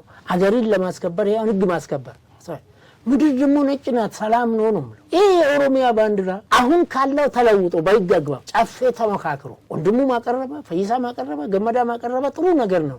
በእንደዛ አይነት ነው የአገሪቷን ባንዲራ በእንደዛ ምንድነው እኔ ጠቅላይ ሚኒስትሩ ካቢኔያቸው ተፎካካሪ ፓርቲዎችን ስልጣን እየሰጠ እየለመነ አሁን እኮ አንደራደርም አንዋይም ገና ከአሁኑ ሟርተኞች 2018 አገሪቷ በጣም ስለተቀወጠች ምርጫ ሊካሄድ አይችልም። አንተ የተረበሽክ ከሆንክ አእምሮዬ የተረበሸ ነው። ምንድነው አንድ እንትን የምለው ማስተር ዩር ማይንድ ማስተር ዩር ፋሚሊ ይላል አንድ አሜሪካ ይጻፍ። if you master your mind, if you control your mind, you control and master your life። ይሄን አላደረጉ 2012 ምርጫ አመለጣች። 2013 አንገባም አሉ። ገበያተኛው ገበያ አልሄድም ብል አንተና እኔ ገበያ አልሄድም ዛሬ ብንል ገበያተኛው ይገዛል፣ ይሸጣል፣ ይገባል አይደል? ስለዚህ ገበያ አይቋረጥም። ስለዚህ ኦፌኮ ኦነግ ሌላ ከአሁኑ ምን ጀመሩ? አገሪቷ ቀውጥ ነው። ምንም ቀውጥ የለም። ግጭቶች እዚህም እዛም አሉ። ቅድም እንዳልኩት ታፍ ታይምስ ኔቨር ላስት በት ታፍ ፒፕል ዱ ኢት። በዓለም ላይ ቅድም እንዳልኩት ምቹ ሁኔታ የለም። ምቹ ሁኔታ አንተ ነው የምትፈጥረው። ታፍ ታይምስ በአሜሪካን አለ፣ እስራኤል አለ፣ ኢትዮጵያ በየአገሩ አለ፣ በየአይነቱ በኢኮኖሚ፣ በፖለቲካ፣ በማህበራዊ ኑሮ በት ታፍ ፒፕል ዱ ኢት። እኔ 47 ዓመት በትዳር ስኖር 47 ዓመት ፋሲካ አልነበረም። ዛሬም ቢሆን አሁን ልጆች ከልጆቻቸው ጋር ቀውጥ ነው። ግን ትችለዋለህ፣ ግን ታሸንፋለህ። እነዚህ ቆርጦ ቀጥሎች ምቹ ሁኔታ የለም የሚሉት ቢሮ ሰጣቸው መንግስት ከፈቱ አለ። ምንድነው በኦሮምኛ ዝናብ ሲመጣ ዳመናን ታያለ ይዳመናል አይደል? ከዛ መብረቅ አሰማል ድምጽ፣ ከዛ ይዘንባል። ሰውዬው በእግዚአብሔር አማረረ። እንዴት ዘንብብኛለህ ብለህ ዳመናውን አሳየው፣ ድምጽ አድርጌ አሰማው።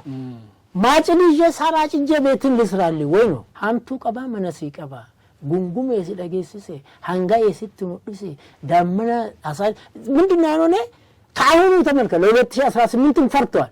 አንደኛ ከህዝቦች ሙልጭ ጥርግ ብሎ ወጥቷል። ለምን ወጥቷል? ምክንያቱም ይሄ ኦሮሞ ፈርስት ከኦካ በሌላ ብሔረሰብ ጋር አትጋቡ፣ አንድ ወጥ ትዳር ያለው ኦሮሞ አታገኝ። አብዛኛው ህዝብ የተቀላቀለ ነው። ወይ በአያቱ ወይ በሚስቱ ወይ አሁን እኔ ልጆች ከአማሰን ጋር ተዳመደ ትዳር ያለው ልጅ አለ። ወንድሜ ለእንጂሶ ይብሳ 5 ወንድሞች ናቸው። ጦር ሜዳ አባቴ ላካቸው የሄዱት ለእንጂሶ ይብሳ ሐማሰንን ነው ያገባው ኤርትራዊት። የሷ ልጆች አሁን መጣው እሷም እኔ ጋር ነን፣ እንዲህ ተሳሰርነን።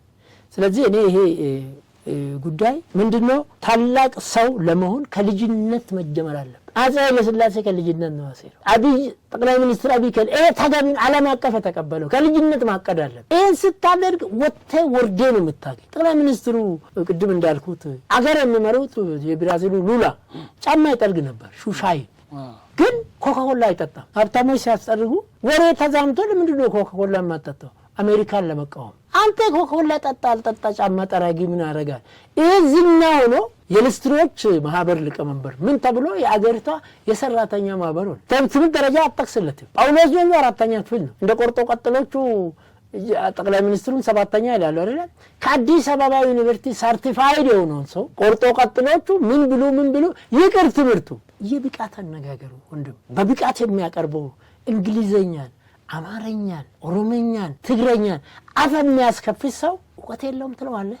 ያ ጀዋር ምንድነው የምለው በአብይ አይቀናም፣ በኦባማ ይቀናል። ኦባማና አብይ እኮ የሰላም ኖቤል አሸናፊ ነህ ያስቀናል። አብይ ሳውንዱ ራሱ ቶኑ እንደ ድምጽ መጓ እንዲ ያንገራገረ ስመጣ ያስቀናል፣ እያደረገው ያስቀናል። የመጀመሪያ ልጁ ኮምፒውተር አጥንታ በአሜሪካ ነጩ ቤተ መንግስት ተወዳድራ በብቃቷ በሜሪት ትሰራለች። ለዓለም ያተረፈ ሰው ነው፣ ለኢትዮጵያ ያተረፈ ሰው ነው። ስለዚህ እኔ ይሄ ምንድነው you become what you think የምታስበው ነው የምትለው። በሚቀጥለው ምርጫ እኔ ወንድሙ ይብሳ በግሌ በሚኖርበት አዲስ አበባ ክፍለ ከተማ ወዳደራለሁ፣ እቅድ አለኝ። ምንም ነገር ቢኖር አያፍቱ ምን ፌሲት ሞክራለሁ። አለፍክ ሌላ ጉዳይ። አሁን ግን እነዚህ ዘረኛ ፓርቲዎች ከሆኑ ምቹ ሁኔታ የለም። በዓለም ላይ ምቹ ሁኔታ አልተፈጠረም። ምቹ ሁኔታ የለም፣ አይኖርም። ምቹ ሁኔታ አንተ ነው የምትፈጥረውና ዎክ ሂር ቶክ ይላሉ እነሱ እኮ አይሄዱ። ዎክ ሂር ቶክ ማለት የተናገርከውን ስራ ላይ ውል ነው። እሱ እኮ ትዳር አልመሰረተም እንዲህ የሚል ሰው ምጥጥ መንግስት አልመሰረተም። በ20 ዓመት በ30 ዓመት በፖለቲካ ድርጅቱ ሰክሲድ አለንም ውጤት አላመጣም። የባከነ ነው ብኩን፣ የባከነ የከሰረ የቆሰለ ቅመኛ እንዴት አድርጎ ነው አገርን መምራት የሚቻለው? ማስተር ዩር ማይንድ፣ ማስተር ዩር ፋሚሊ። ምጥጥ መንግስት ዩዜን ማስተር ዩር ካንትሪ። ስለዚህ እኔ እነዚህ ሰዎች ልፋት ነው የኦሮሞ ማይምለው ሰየስ አነሳው ተገቢ አይደለም። ኦሮሞ እንደ የትኛው ዓለም ራሱን የቻለ የራሱ መለያ ያለውና በኢትዮጵያዊነቱም ደግሞ ከሌሎች ጋር እኩል የሚሳተፍ ህዝብ። ያው ዞሮ አሁን ኢሳያስ አፈወርቂ ስልጣን ከያዘ ጊዜ አንስቶ ጀምሮ ማንሳት እንችላለን። መጀመሪያ አካባቢ ላይ ከየመኖች ጋር በዳኒሽ ደሴቶች ምክንያት ጦርነት ፈጥሯል። ቀጥሎ ደግሞ ከጅቡቲ ጋርም ጦርነት ፈጥሯል። ቀጥሎ ከኢትዮጵያ ጋር ጦርነት ፈጥሯል። አሁንም መሐመድ ዳጋሎ የሱዳኑ ማስፈራሪያ ሰጥቶታል። ምን ልለው ትፈልጌ ነው ይሄ መንግስት ለምስራቅ አፍሪካ ሰላም የማይሰጥ መንግስት ነው። በሀገሪቱም ሰላም የለም። ከዛ አልፎ ተርፎ ደግሞ አሁን የመከላከያ ሚኒስቴር ኢንጂነር አይሻ መሐመድ የሰጠችው መግለጫ አለ። ኢትዮጵያ ብሔራዊ ጥቅሟን ለመንካት ለሚመጡ የተዘጋጀ እንደሆነ መከላከያን ተናግራለች እና ኤርትራን ደግሞ ሀገር እንዳልሆነች የሚገልጽ ማለት ነው። እና ከዚህ አንጻር ሁለቱ ሀገራት ወደ ጦርነት የሚገቡ ይመስሉታል? እንደው አጠር ያርገው። ኦኬ ዲፔንድ ነው፣ ሁኔታዎች ይወስናሉ። ሊገቡም ላይገቡም ይችላል። ነገር ግን ወደ ጦርነትም ቢገባ ኢትዮጵያን የሚያሰጋ ነገር የለም። አንድ ቻይናዊ የጦር ጠበብት መጽሐፍ ጽፏል። ጦርነት እንዳይመጣ አስቀድመ ለጦርነት ራስን አዘጋጅላል። ተፈርቶ አንችልም ብሎ እንዳይሞክሩ። ኢትዮጵያ በአሁኑ ጊዜ እንትን እኮ ነው ይሄ ቆርጦ ቀጥሎች አውሮፓ አሜሪካ ቁጭ ብሎ የሚያወሩት። ሰሞኑን የፌዴራል ፖሊስ መምሪያ እንጂ ነበር ትድነቃለህ አንተ። በኮምፒውተር ተራቋል። የየክልሎቹ ፖሊሶች የመከላከያ ሰሞኑን አየር ኃይል ጉብኝት አድርጌ ነበር።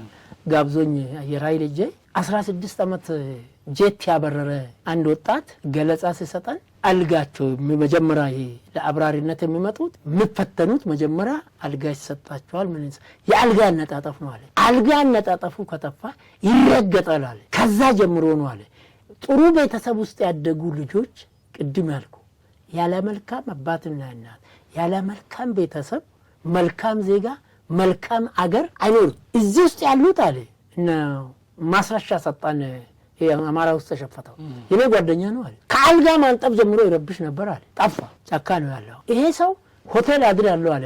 ልምድ ሆኖብኝ አለ። የትኛውም ሆቴል ሳድር ተንቼ ስነሳ ልክ ስልጠና ሲወስድ ለ6 ወር እንደማነጥፍ ካላነጠፍ አልወጣም አለ። ዲሲፕሊን ከዛ ይጀምራል። የኢትዮጵያ አየር ኃይል በአፍሪካ ውስጥ እስካሁን 5ኛ ነበር፣ አሁን 3ኛ ነው።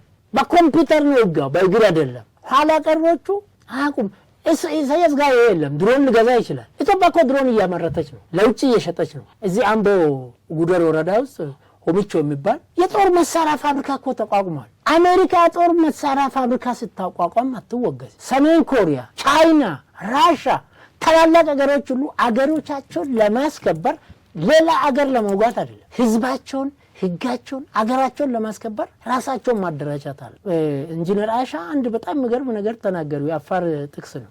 እነዚህ ኢትዮጵያን የሚሞካክሩ በኢትዮጵያ ላይ የሚመክሩ ኢሳያስን ጠቅሳ ወይ ሌላውን ጨው ውሃ ሊቀዳ ወንዝ ሄደ፣ ውሃ ሊቀዳ ወንዝ ሄደ፣ ጨው እንዳትሆኑ አትንኩ ነው። ጨው ወንዝ ሄደ ይመጣል ይሟሟል።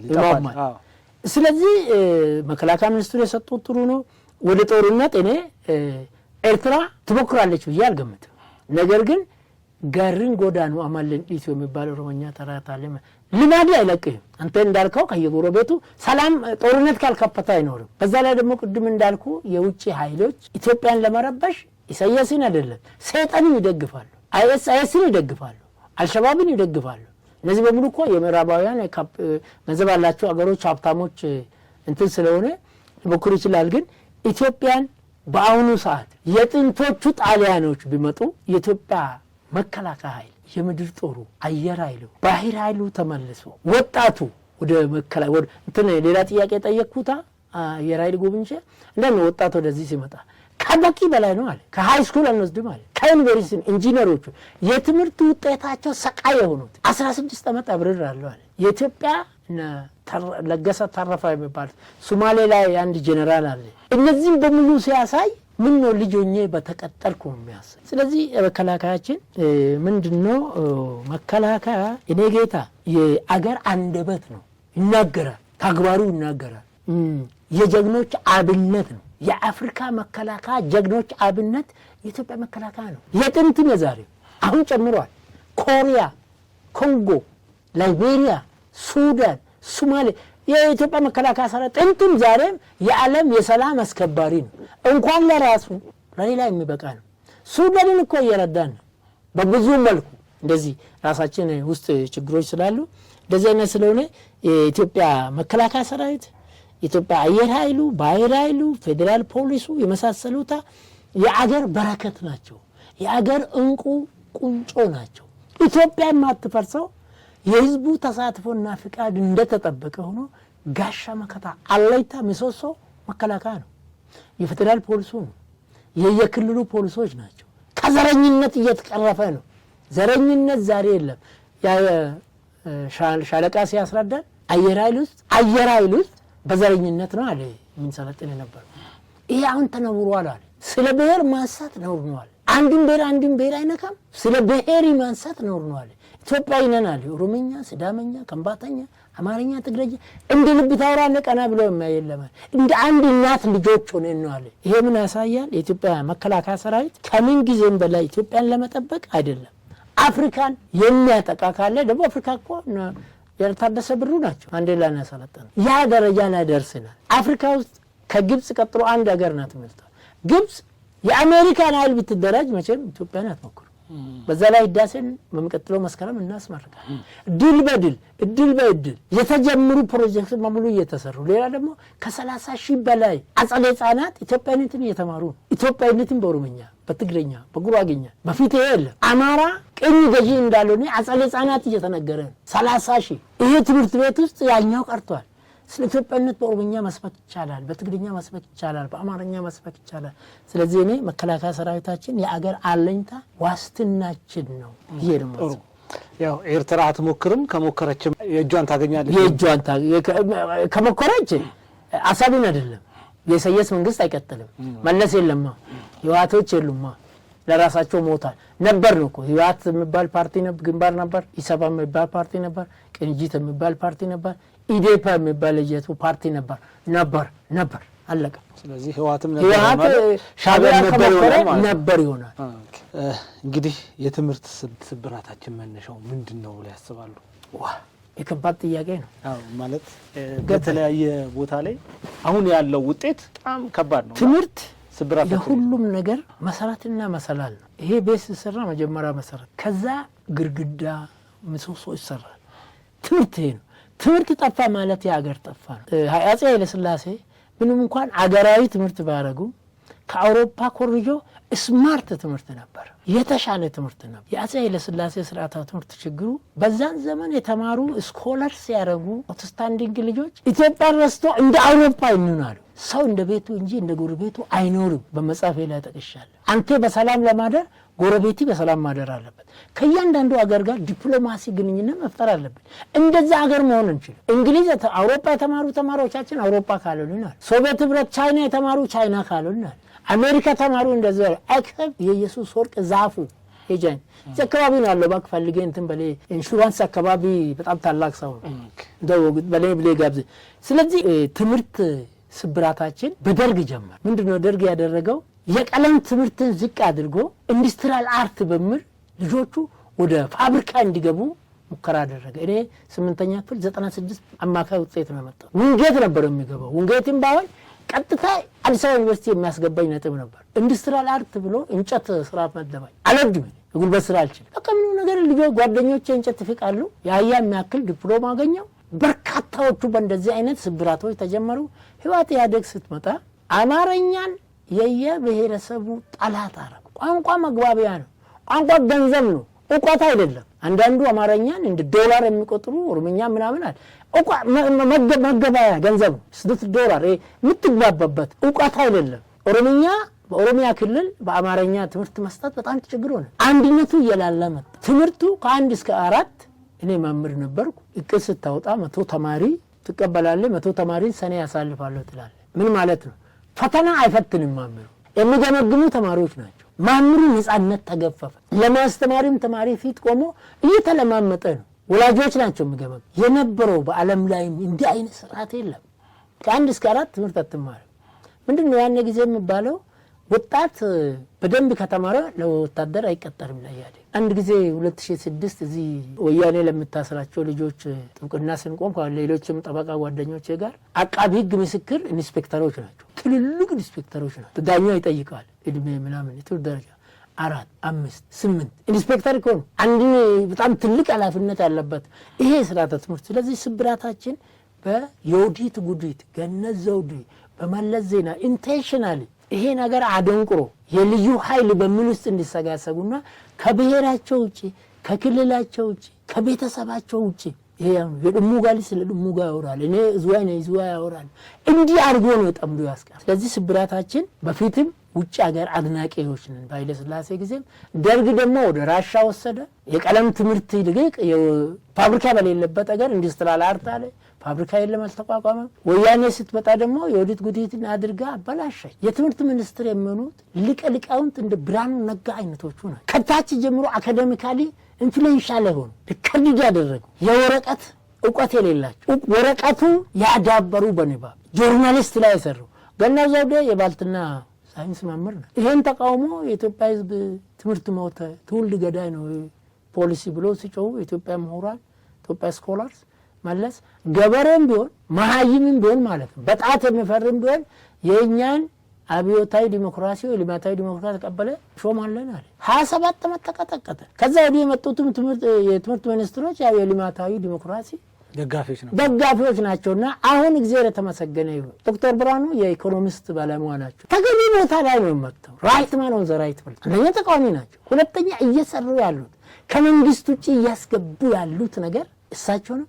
ትምህርት ሚኒስትር በመሰረቱ ይለው የዩኒቨርሲቲ በየክልሉ የተከፈቱ ዩኒቨርሲቲዎች የዛ ሰፈር ልጅ ነው ዩኒቨርሲቲ ፕሬዝዳንት ማለት ይሄን እየቀራ ነው። በፖለቲካ ፓርቲ ነው ዩኒቨርሲቲ የሚገቡት የኦሮሞ ልጆች የአማራ ልጆች ምን ይሄ ቀርቷል። ፈተና ራሱ ሲገቡ ዩኒቨርሲቲ መርጦ ነው ተፈትኖ ነው የሚገቡት። ግርማ ሰይፉ የሚባል የዜማ እንደዚሁ አለ። የአዲስ አበባ ኢንቨስትመንት ቢሮ ኃላፊ ነበር። የተመሰገነ ስራ ሰር። አሁን አንስቶ ደግሞ የአዲስ አበባ ልማት ሰብሳቢ ያደረጉ ከውጭ ይሰርቡታል። አትክልተኛውን ክሉታል። ከውጭ ያለው አንድ ቆርጦ ቀጥል ኢንተርቪው ያደረገውና አሁን ምንድነው ስራ ያለ አትክልተኛ ነኝ እዚህ አብዮት አደባባይ ነው ያለውና ይሄ አዲስ አበባን ውበት በመስራቱ ግርማ ሰይፉ ከሁሉም በላይ ደስተኛ ነኝ ይላል። ይሄ ነው አገርን ወርዶ ማገልገል። ተቋሚ እኮ ነው፣ የራሱ ፕሮግራም አለው። ግን አገር የጋራ ቅድም እናያት። ስለዚህ እኔ የትምህርት ሚኒስትር ስብራታችን ይሄ ብቻ አይደለም። ያው እንደምሳሌ የጤና ባለሙያዎች ኑሮ ከበደን የሚሉት እኮ የትምህርት ስርዓት ውጤት። ምክንያቱም በርካታ ሰዎች ሐኪም ቤት ሄደው በሕክምና ስህተት ይሞታሉ አይደል? በእርግጥ ከአቅም በላይ ሊሆን ይችላል። አብዛኛው ግን ይሄ ዶክተር ምናምን የምትላቸው አካዳሚካሊ የመጡ አይደል 16 ዓመት ተምሮ 20 ዓመት ተምሮ በያደ ጊዜ አሁን ያለው እኮ ዶክተር ሁሉን ማለት አይደለም ስማርት ሐኪሞች አሉ ነገር ግን በሚጠበቀው ልክ አይደለም ሐኪም የወንዞች ህክምና ይሄ ኮሪደሩ ለአዲስ አበባ ሐኪሞች በተለይ ለኢትዮጵያ ሐኪሞች እርካታ መስጠት አለበት ምክንያቱም ታማሚ እየመጣ አይደለም ይሄ መንግስት ነው ወደ ቀጣይ ጥያቄ ሳልፍ ያው አንዳንድ ሰዎች በብሔር ስም የሚደራጁ ፖለቲካ ፓርቲዎች በህግ መከልከል አለበት የኢትዮጵያ ሰላም የሚመለሰው በዛ መልኩ ነው ሲሉ እንሰማለን አንዳንዱ ደግሞ የለም የብሔር ፖለቲካ መኖር መቻል አለበት ይሄ ከ83 ወዲህ ያገኘነው የማንነታችንን መገለጫ ነው ይላሉ የእርሶ እይታ ምንድነው ሀገር እንደ ሀገር እንድትቀጥል የብሔር ፖለቲካ መኖር አለበት ብለው ያስባሉ ሀገር እንደ ሀገር እንድትቀጥል ብቻ ሳይሆን ቤተሰብ እንደ ቤተሰብ እንደ ሰው ከኦሪንቴሽን ፋሚሊ ወደ ፕሮክሬሽን ፋሚሊ እንዲመጣ በዘር ላይ የተመሰረተ ፓርቲ ዘር ላይ ተደራጅቶ ለስልጣን የሚደራጅ ፓርቲ ዘር ላይ ተመስርቶ ትዳር የሚፈልግ ሰው ፓርቲ ቡድን ዘር ላይ ተመስርቶ ንግድ ግንኙነት የሚፈጠር ይሄን መከልከል አለበት በርግጥ ኦሮሞ ልማት ማህበር አማራ ልማት ማህበር ብሎ በልማት መልክ ዘመዶች ቤተሰቦች ሊተባበሩ ይችላሉ ወደ ስልጣን ለማምጣት መከልከል አለበት ይሄንን መረጃ ተከሽ ላስረዳ አንድ ኬንያዊ ፕሮፌሰር አለው ታውቋል ፓትሪስ ሉሙምባ ይባላል የአፍሪካውያን የ54ቱም አገሮች ሉዓላውያን ትልቁ ችግር ካንሰሩና በሽታው አፍሪካ ፖለቲከኞች ናቸው ይላል የአፍሪካ ፖለቲከኞች የአፍሪካ ድህነት ለአፍሪካ ችግር ለአፍሪካ ጦርነት መነሻዎች ናቸው ዋናዎቹ ናቸው ይላል ወደ ኢትዮጵያ ስናመጣ ቅድም ተናገራል ባርባሪኮቹ ደርግን በጠመንጃ ደርግ አምባገነን ነው ይላል አንተ አንድን ሰው የራስን መብት ስታስከብር ያንተን መብት መንካት የለም የራስን ህይወት ስጠብቅ አንተን ህይወት ማጥፋት የለም ደርግን በጥይት ከቤተ መንግስት እናበራለን ያሉ ያፖች እኔ ከደርግ ጋር እየሰራው እንጌጅ አርጌ ዲስኬስ አርጌ ያሻሻልኩ በምርጫ መራለው ያለው ፍቅሬ መሪድን ነው የገደለው የኢትዮጵያ ትልቁ ችግር ይሄ የፓርቲ ፖለቲከኞች ናቸው በነገራችን ላይ እኔ ይሄንን ለአገራዊ ምክክር ኮሚሽን ከ8 ወር በፊት ጽፌ አስገብቻለሁ ሁለት ነገር አንደኛ እየደጋገምኩም ከዛሬ ካንተ ጋር አሁንም ዛሬ ምዳለ ስለ እግዚአብሔር ስለ እናቴ ስለምትወዳት ኢትዮጵያ ጠቅላይ ሚኒስትር በኢትዮጵያ ፍቅር እንከን የለሽ ናቸው ይሄን ስትል የወጣህበትን ብሔር ደግሞ ማናናቅና መጥላት የለብህ አማራ ከሆንኩ አማራነት ከኢትዮጵያ በታች ኦሮሞነት ከኢትዮጵያ በታች ኢትዮጵያ ግን ከፍ ያለ ነው ጠቅላይ ሚኒስትሩ እንዲህ ነው የሚያው በኦሮሞነቱ ይኮራሉ ኦሮሞነትን በአግባቡ ይገልጻሉ በኢትዮጵያዊነት እንከን የለሽ ነው የህዝብ አንደበት ነው የኢትዮጵያን ሁሉ አንደበት ነው የአርአያነት አርአያ ነው ምሳሌነት ነው መጋቢት 4 ኢትዮጵያን የገለጸበትን ንግግር ሲታገሩ ማለት ነው ያላለቀሰ ዘረኛ ብቻ ነው እናትን አወደሰ ኢትዮጵያን አወደሰ ኢትዮጵያን ከኮሎኔል መንግስቱ ወዲህ ኢትዮጵያን እንደም አብይ አወደሰ አይደል እንትን አንድ ያባቴ ወንድም በዳሶም ኤሶ የሚባል ሽማግሌ የአንድ ሰው ጠላት ራሱ ዕውቀቱ ነው ይላል አንተ ታትረስ ተጣ ቅድም እንዳልኩ የተተኮሱ ከብልጽግና ውስጥ አንደኛ በደንብ ተዘጋጅቶ መሪም ነው ከልጅነቱ ይታወቃል ይላል አሜሪካኖቹ ከልጅነታቸው ይታወቃሉ ጠቅላይ ሚኒስትሩ ደግሞ በዛም እድለኛ ናቸው ናወጡ ተዘጋጁ ስልጣን ያዙ ብሔር የሚለውን እንዴት አርጌ ላጥፋ በዛ በተጋጋለ ኦነግ ከውጭ የገባ ጊዜ ከአማራ ቅኝ ገዢ ነው አማራ ተመልሶ ሊገዛ ነው በሚል ቅጥፈትና ውሸት ኦፒዲዎች ራሱ ኦዴፖች ራሳቸው እኔን ጨምሮ ኦዴግን ማንቀበል እኔ ኦዴግን ማልደግፈው ነፃነት የሚለው ስለማልቀበል ኢትዮጵያ ህዝብ ነፃ ነው ኢትዮጵያ ሀገር ነፃ ነው አማራ ወንድሙ ሞት ቅኝ ገዢ አልነበረ የኢትዮጵያ ገዢዎች ሁሉ የተውጣጡ ናቸው የአንድ ብሔር መንግስት አልነበረ ኢብኑ ያኔም የአንድ ብሔር መንግስት አልነበረች አሁን ያለው መንግስት አንድ ብሔር አይደለም ስለዚህ ስለ እግዚአብሔር ጠቅላይ ሚኒስትር አብይ ደክመሃል ሰርተሃል እስከን የሰራው ጠቅላይ ሚኒስትር እኮ ይበቃዋል ከአሁን ድረስ ኢትዮጵያ በረከታው ለዚህ ዓመት በወርቅ ተስቦ ይቀመጥላት የብሔር ፓርቲዎችን እንደ ሩዋንዳ ፕሬዚዳንት ፖል ካጋሜ በአዋጅ መከልከል አለበት ይሄ ህገ መንግስት መሻሻል አይፈልግም በአዋጅ ታግዳል ኢህአዴግ የቶነጋሶ ግዳዳን አዋጅ አወጣል አይደል የሰየን አዋጅ አወጣል አይደል ማንንም ያወጣ ዶክተር ነጋሶ ግዳዳ ከናንተ ጋር አልሰራም ብሎ ስልጣን ያለቀቀው ጡረታ ነው የከለከለው ሳህለወርቅ ዘውዴ መንግስት አገርን ለመከላከል ህግን ለማስከበር የሚያደርገውን እንቅስቃሴ ተቃውማ ሽፍቶች ኢትዮጵያን እንዲያፈርሱ በሚል በጣም ተገቢ ያልሆነ ነገር ስትቀሰቅስ ኖረች ጥርሱን ነክሶ አስተዋው ጠቅላይ ሚኒስትር 5 ዓመት ጠብቆ ከዛ በኋላ እንቁና ድንቁን ታዬ አስቀስላሴን ከተተ መሪያን አገኘች ጦር ተከለከላት ሳህለወርቅ ዘውዴ አብይ አልከለከላትም ይሄ ነው ከፍታው የከፍታ ምን ነው ዘረኝነት ቢኖርበት ምን ያደርጋል አንደኛ ሳህለወርቅ ዘውዴ ኦሮሞ አይደለች ሁለተኛ እሱ ነው ሁለተኛ አመራሩን አልተቀበለች የሳቸው አመራር ወይ ኢትዮጵያን እናፈርሳለን አሉ እነ ደብረጽዮን ወይ ተመልሰን የምኒልክ ቤተ መንግስት እንገባለን የምኒልክ ቤተ መንግስት ተመልሶ ወያኔ ገባ ማለት አባገዳ በየና ሰንበቱ ቀሮ ይሆናል እንዳለ ሁሉ እኔም ቀሮ ነበር ነው በነገራችን ላይ እኔ ከ2006 ለውጡ እስከሚመጣ ድረስ ወጣቶች ስሞቱ ቁጭ ብዬ እንዲከማይ ግን ልብዬ ከወያኔ ጋር ግራሜን ጥያል ጉደሉ ሰሞታ አይፈልግም ጉደሉኝ ያልኩኝ ምክንያቱም ወንድሙ ያኔ 50 ዓመት ነው ሰባ ደርሻ እንዴ ያየወጣ ስሞት ምንድነው ማድረግ የምትችለው ከነዚህ ልጆች ጋር ሞት ማን ይግደል ጠላት በሃይማኖት ህግ ኦርቶዶክስ ሙስሊምና ባመንኮ ላይ በጥፍሩም በጥርስም እየባጨርክ ከሞትከ ትጸድቃለህ ይላል ፈሪያ ይጸድቃል ትግል አርገናል ስለዚህ ይሄ የብሔር ፖለቲካ አሁንም ጠቅላይ ሚኒስትሩ በአዋጅ ከቢያግድ 99 ከመቶ ኢትዮጵያኖች የዘረኝነትን ፓርቲ ከህይወት ተምረዋል አመባ ነው ለሚዋጣ ስንት ፓርቲ ነው ኦነግ ስንት ፓርቲ ነው ኢትዮጵያ ውስጥ የዘረኝነት መጨረሻ ወርዶ ወደ ሰፈር ወደ ክልል ራሱ ይበለዋል ራሱ ምንድነው የደብረጽዮን ጠባቂ ኮምፒውተሩ ወሰለበት ይባላል ጠፋ ሁለት እዚህ ድረስ ይመጣል ዘረኝነት ይሄ አሁን ቅድም ደጋግሜ ማነሳው ሁለት ሰዎች አሁን በአሁኑ ጊዜ በኢትዮጵያ ውስጥ ወድቆ ከስሮ ባክኖ ምንድነው መሃን በፖለቲካ መሃን በልጅ በማፍራት መሃን ትዳር በመፍታት መሃን የሆኑ ጀዋርና ልደቱ ይመሳሰላሉ ልደቱ በ97 ዓመተ ምህረት ማንዴላ ተባለ በኦሮምኛ ከዲር ለመንደቡ ዳራን ለመንበቦ ይባላል እሳትን እንጨት አንዴ ከነደደ በኋላ አመድ ይሆናል አይደል ዳግም እንጨት አይሆንም ማለት እድልን ፈጣሪ አንድ ጊዜ ነው የሚሰጥ ህዝብም አንድ ጊዜ ነው የሚሰጥ ሁለተኛ አታገኝ 97 ማንዴላ ተባለ ወደ እብደቱ ተነሰበትና ቅንጅትን ሸጠ ሎይ ተሰራለት ላሊበላ ውስጥ ሻለሙዲ ምናምን ሰጣው አሁንም ልደቱ ጅልና ልጅ ስለሆነ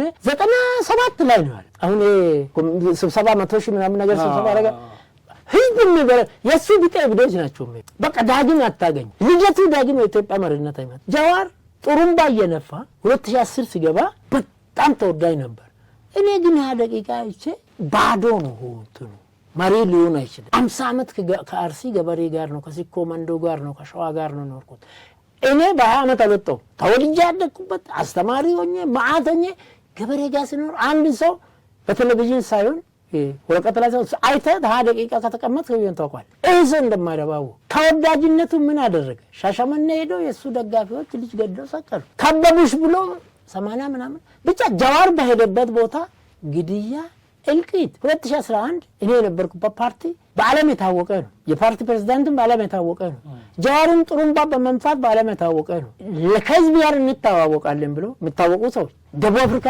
ብራዚል የሚታወቁ ሰዎች አርሲ ባሌ ሐረርጌ ሰሜን ሸዋ ሄዶ ጸረ ኢትዮጵያዊነት ሰበኩ ይሄን ቤተክርስቲያን ብርሃኑ ነጋ አይገባም ከሆነ በኋላ ተባለ ሰሜን ሸዋ ተከለ ወደቀ ገብቷል ዛሬም እሱ ጥሩምባ ነፍቶ የገባበት ጊዜ ይመስላል አይደለም 90 ከመቶ የኡነት ምርኩዝ ቅጽ 2 መጻፈን ሲጽፍ 4 ጥያቄዎችን ጀዋርን ጠይቃለሁ ኦሮሞ ፈርስት ትላለ ሌሎችስ 4 ጥያቄዎችን ጠይቄ አቋሙ ምንድነው በመጨረሻ ላይ ብዬ ጠይቃል ያን መጻፍ ሲጽፍ ጀዋርን እየሰሰትኩ ነው ይጻፈው ምን በምን ያልተገለጠልኝ ልክ እሱ ገና የተማረ ነው የከምበረት መኮመራቴ ይያልኩ ስለነበር አሁን ግን ጀዋርን ከልደቱ እኩል እነዚህ ሁለቱ ሰዎች በህይወታቸው እነዚህ ሰዎች ወደ ኢትዮጵያ መሪነት መምጣት ለኢትዮጵያ ማይበጁ ሁለቱም የገበቴ የውሃ ላይ ገበቴ ናቸው ሙልጭ ልጅ ናቸው ታልባ ናቸው ኦሮሞ ፈርስት ያለ ሰው ስለ ኢትዮጵያ መናገር አይችልም ኦሮሞን ካስቀጠለ አበቃ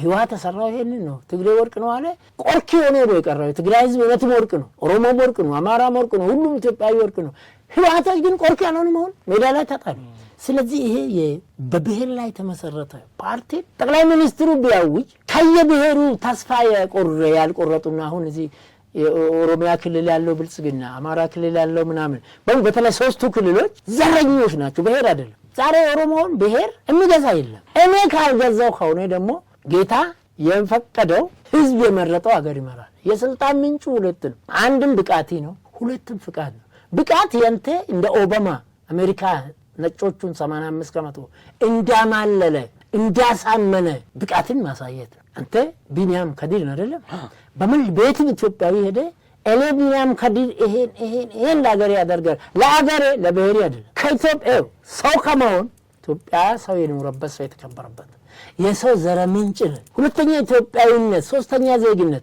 ከዚህ ወርደ ብሔሬ ካልክ ተዋረድክ ማለት። ቀሲስ በላይ የሚባለውን ሰው ታውቃለህ? አሁን የተቀሰፈውና ቃሊቲ የገባው እስር ቤት የገባው። ስለዚህ እኔ የብሔር ፖለቲካ የኢትዮጵያ መሰረታዊ ችግር ነው።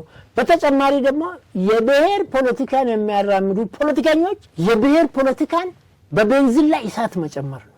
ለኢትዮጵያ አሁን ያላቋረጠ ግጭቶች በ50 ዓመት አሁን ያለው ግጭት እኮ 27 ዓመት ልጅ ከማህፀን ጀምሮ ስለ ዘረኝነት እየተነገረው ልጆች ይሰማሉ ይባላል እኮ ወዲስቱ ስለ ዘረኝነት እየተነገረው ከጂ ገብቶ ምን ብሎ ምስታ ግብቶ በእያንዳንዱ አሁን ብልጽግና ውስጥ ያለው ሰው ከግማሽ በላይ ዘረኛ ቢሆን አይፈረድበትም። ነገር ግን ፓምፕ አድርጎ እያስወጣ ነው ጠቅላይ ሚኒስትር እያስወጣ ነው። አንድ ሚልኬሳ ነው የሚባል አንድ ጥጃ ፖለቲከኛ አለ። ጠቅላይ ሚኒስትሩ እኔ የሚለውን ክንብ ካላችሁ በቢላው ቆራረጣችኋል። ቀድሞውኑ ጠቅላይ ሚኒስትር ሚልኬሳ የሚባለውን ሰው አያነጋግርም አያውቅም። ጥጃ ነው፣ የዚህ ፖለቲካ ጥጃ ነው። እንደ ስም ያለውም ሰው አይደለም። እንደዚህ የወረዱ የወደቁ ኦሮሞ ዛሬ በስቃይ ይኖራል የሚሉ አሉ። በምንድን ነው በስቃይ የሚኖረው? ሸኔዎች የሚያደርሱበት ጉዳት እንደተጠበቀ ሆኖ መንግስት እንደ መንግስትነት ሲሰራ የሚያጠፋው ጥፋት ስህተት እንደተጠበቀ ሆኖ ኦሮሞ በታሪኩ በወያኔ ዘመን እኮ 27 ዓመት ጅቡቲ ውስጥ ኦሮሞ መኖር ይችላል፣ ሶማሌ ውስጥ መኖር ይችላል። ከኢትዮጵያ አልፎ ማለት ከኢትዮጵያ ውስጥ የለም ኬንያ ውስጥ መኖር ይችላል። የኔ ፓርቲ ሰዎች ህወሓቶቹን እየተለማመጡ ነው የሚኖሩ። አንድ የጋራ ግብ አላቸው። በመጨረሻ ላይ ህወሓትም ኢትዮጵያን በትኖ ሊወጣ ነው። የኔ የነበርኩበትን ፓርቲ ከ50 በላይ በአፉ ለሁላችን የምትሆን ኢትዮጵያን እንጂ አሁን እንደሚያደርገው ከኦነግ ጋር ኦሮሚያን መገንጠል ነው የሚፈልገው። እንደማ አሁን ሰሞኑን ምንድነው የሚሰማው? አሁን በሚቀጥለው ምርጫ የዚህ ኢትዮጵያ ፖለቲከኞች ችግር ይሄ ዘር ፓርቲ ችግራቸው ምቹ ሁኔታ የለም ነው ሙሉ ምቹ ሁኔታ እኮ አንተ ነው የምትፈልገው። በዓለም ላይ አንድ ጥቅስ አለ ማንዴላ ነው every successful person has a painful history። ውጤታማ ሰዎች ሁሉ በህመም ውስጥ ያለፉ ናቸው ይላል። every painful story has a successful ending። ውጤቱ መጨረሻው ያማረ ነው። accept the pain። አሁን ጠቅላይ ሚኒስትሩና ካቢኔያቸው እንደማያው ስድቡን፣ ህመሙን፣ ምኑን፣ ትችቱን accept the pain and get ready for successful and lively life። ቻይና ጫማ ቀቅሎ ይበሉ ነው። የቻይና ሐኪሞች ባዶ እግር እየሄዱ ያክሙ ነበር። አስተማሪ ባዶ እግር እየሄደ ያስተምር ነበር። መከላከያ ባዶ እግር እየሄደ እንትን ነበር። እነዚህ ኮንጎዎች እኮ የፈለሰፉት ቻይና ነው።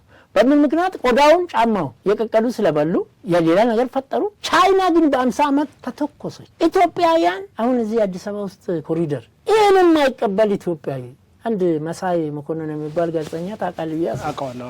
የአሰብን ጥያቄ ትደግፋለህ አትደግፍም አለ። የአሰብን ጥያቄ ይደግፋለሁ፣ ግን ጠቅላይ ሚኒስትር የአሰብን ጥያቄ እንዲመልስ በጠቅላይ ሚኒስትር እንዲመለስ አልፈልግም። አሁን ጥላቻው ከጠቅላይ ሚኒስትሩ እንጂ ጠቅላይ ሚኒስትሩን የሚጠላ ሰው እኮ ወደቀ።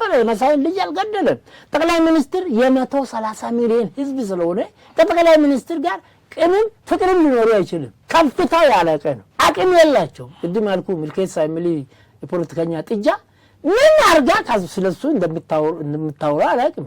የሌለ በቦታ የሌለ እኮ አላቆመ። ስለዚህ እኔ የዘር ፖለቲካ በኢትዮጵያ ውስጥ በአዋጅ በህግ ካልተከለከለ የጠቅላይ ሚኒስትሩም ጥረት ልፋት ውጤታማ አይሆንም። ለነገሩ አሁን ባለበት ቦታ እሳቸው እንደምን ስልጣን ቢለቁ whatever ቢሆኑ ከምኒልክ አቻ የሆነ ስራ ሰር ያን ኮሪደሮቹን ስታይ እኮ እንዴት ነው ምንድነው መሳይ የሚለው ምን ብዬ ልጥሪ አለ። እንደንታ አይነት ጋዜጠኛ ኢንተርቪው አድርጎት አርበኛ መሳይ መኮንን አርበኝነት አውሮፓ ቁጭ ብለ ነው ባዶ እግርህን ከጣሊያን ከወራሪ ጋር ተዋግተው ነው እንጂ አርበኝነት እያጋደልክ እያዋጋ የአገር መሪን እየሰደብ የአገር መሪን እያንቋሸሽ የአገርን ልማት እንብያልክ አብረው የሚስራው የሚለውን እንብያልክ ጠቅላይ ሚኒስትሩ በፈለጋችሁበት ቦታ እስካሁን ድረስ ይሄ የለም። በመረጣችሁ ሽምግልና እንዋይ እንደራደር፣ ጠመንጃ አታስቀምጡ፣ ከቻላችሁ የምትችሉትን አድርጉ።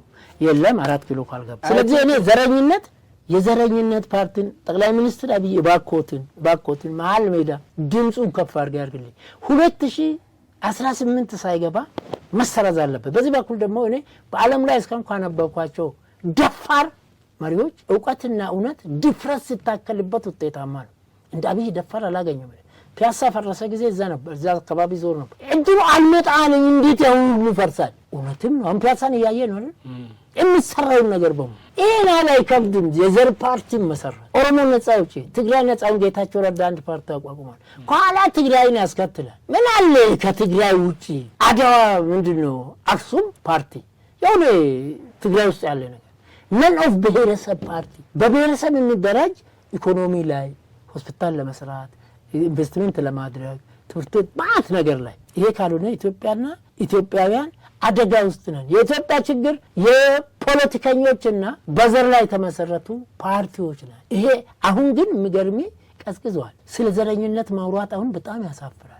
ለዚህ ነው ጀዋር ኢትዮጵያን ከአብይ እንውሰድ የምትል። ከአብይ አይደለም ከሚቀጥለው ሰው መውሰድ አይችልም። ጀዋርና ልደቱ ያዝልኝ በዛሬ ቀን 27 26 ነው አይደል? ዛሬ 27 በታሪክ ወደ ስልጣን ሊመጡ አይችሉም። one chance is once ምንድነው ፈረንጆች የሚሉት take chance ነው። if you miss that chance you miss it 97 ልደቱ አጣ። አእምሮ ስለተነካ እስከ ዛሬ ይጮሃል። 2010 ጀዋር አጣ።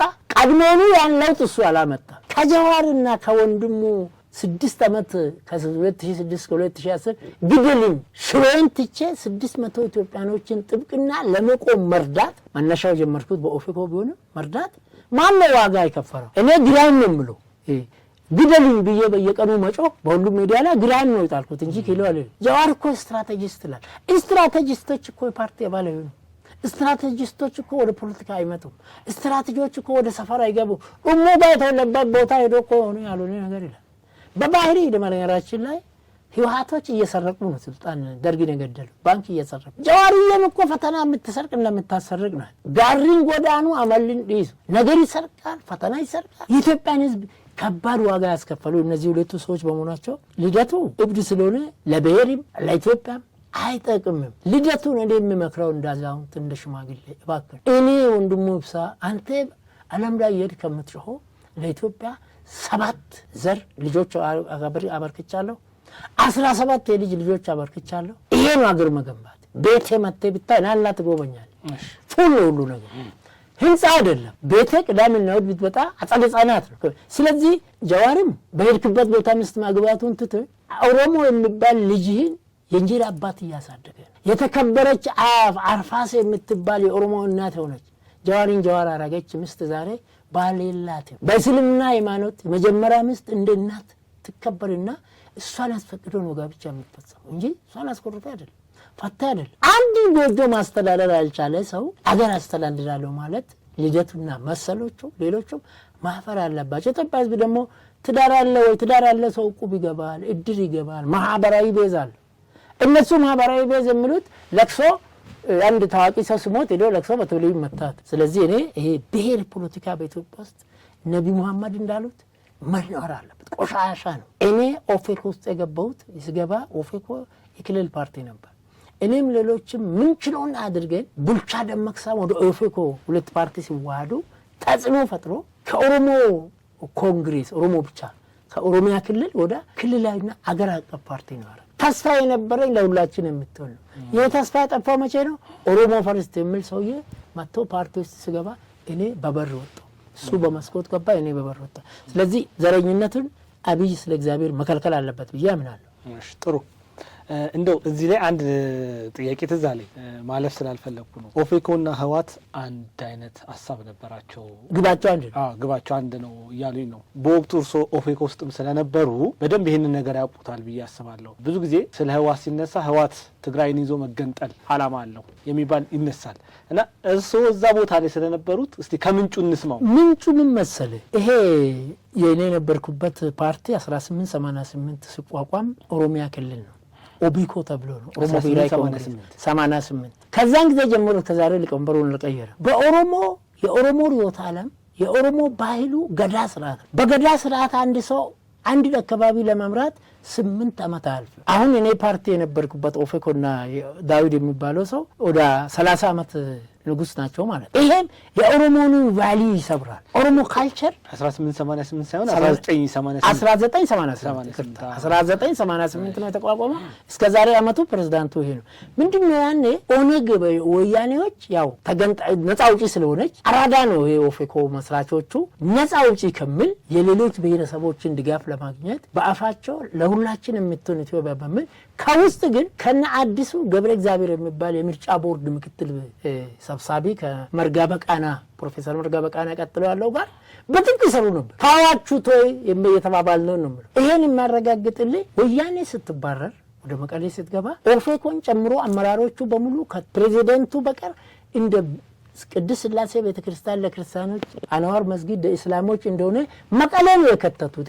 ፌደራሊስት ኃይሎች አልተባሉ ፌደራሊስት ኃይሎች ብሎ እኮ እዛ የከተቱት መለስ ሞተ እንጂ እያንዳንዱ ክልል እንደሚያህል ጎርባቸው የራሱን መከላከያ ይዞ እንደወጣ ነው። ኦፒዲዮና ኦፌኮ ማከል የነበረው እንትን ኔጎሺዬሽን ነበር ከግለሰቦች ጋር ምንድነው ይዞ ለመውጣት ነው። ሶማሌ አብዲሌ ይሄ አብዲሌ አብዲ። ስለዚህ አሁን ወያኔዎች ችግር ፈጥረው ጦርነት ሲከፍቱ መንግስት ሽምግልና ላከ። ቄሱ ሄደ፣ እናቶች ለመኑ፣ እምቢ ተባለ። ህገወጥ ምርጫ ያደረጉ እምቢ ተባለ። በቃ እሺ እስከ ምርጫ መንግስት የፌደራል መንግስት እንደምናከል ቀጥሉ ተባለ። መከላከያ ላይ እርምጃ ወሰዱ። ያኔ ቀይ መስመር ታለፈ። ጠቅላይ ሚኒስትር አይደለም የኢትዮጵያ ህዝብ ተቆጣ። ሰዓቱ መጣ። ጉራው ሸቧል። አትሌቲክሱ፣ ባለሀብቱ፣ ወንዱ፣ ሴቱ እንትኑ በቃ ገነፈል ኢትዮጵያነት መጣ። በዛን ጊዜ ኦፌኮ ጦርነት አታድርጉ ምን ማለት ነው? የፌደራሊስት ኃይሎች እንዳይነኩ ያ ቡድን እንዳይፈርስ። ያ ቡድን ከፈረሰ መገነጣጠል የለም። ስለዚህ ይሄን መረጃ ይዤ ጃዋር እስር ቤት ሆና ባትሆን ኖሮ መቀሌ ገብታ ከደብረጽዮን ጋር ትወገድ ነው። ገብታል። እስር ቤት ባይገባ መቀሌ ሄዶ የኢትዮጵያ ፌደራል መንግስት ይወጋ ነበር። የኦፌኮ ፕሬዝዳንት መቀሌ አይሄድም። እንቀራረብ ስለነበረ ጠየቅኩት። እርሱ አይሄዱም። ለምንድነው እነዚህን በቀላን ሙላቱ ምናምን እነዚህን ለምን ትልካቸዋለህ? እኔ አለኩ ካይዱ ምን አደርጋለሁ ይላል። ገራን ቆትዮ ዳበቱ ገራ ቆትዮ ጭሱ ነው። በሬን ጥንድ ተጠምዳለ። አንዱ በሬ ደክሞ ይተኛል። ይሄ የቆመውን በሬ ፍላጎቱ የማን ነው? የዚህ የተኛው በሬ ነው። ፕሬዝዳንቱ የኦፌኮ ፕሬዝዳንት መቀሌ ከሚሄዱ ሰዎች ጋር ሁሉ ነበራቸው። ቀጠቀጥ ነው ኢትዮጵያውያን እንደ ሰው አስበን እንደ ኢትዮጵያ አስበን እንደ ዜግነት አስበን የፌደራሊስት ኃይሎችን በተነ። ህወሓት ዋው አለ፣ ፕሪቶሪያ አለ፣ ምንም ፈርሞ አለ። ደብረጽዮን አሁን የዘረኝነትን ክፋት መርዘኝነቱ ትንሽ ፋታ ሲያገኙ እንደ መንቁራሪት ነው። ሌላ መንቁራሪት ይጮሃል አይደል?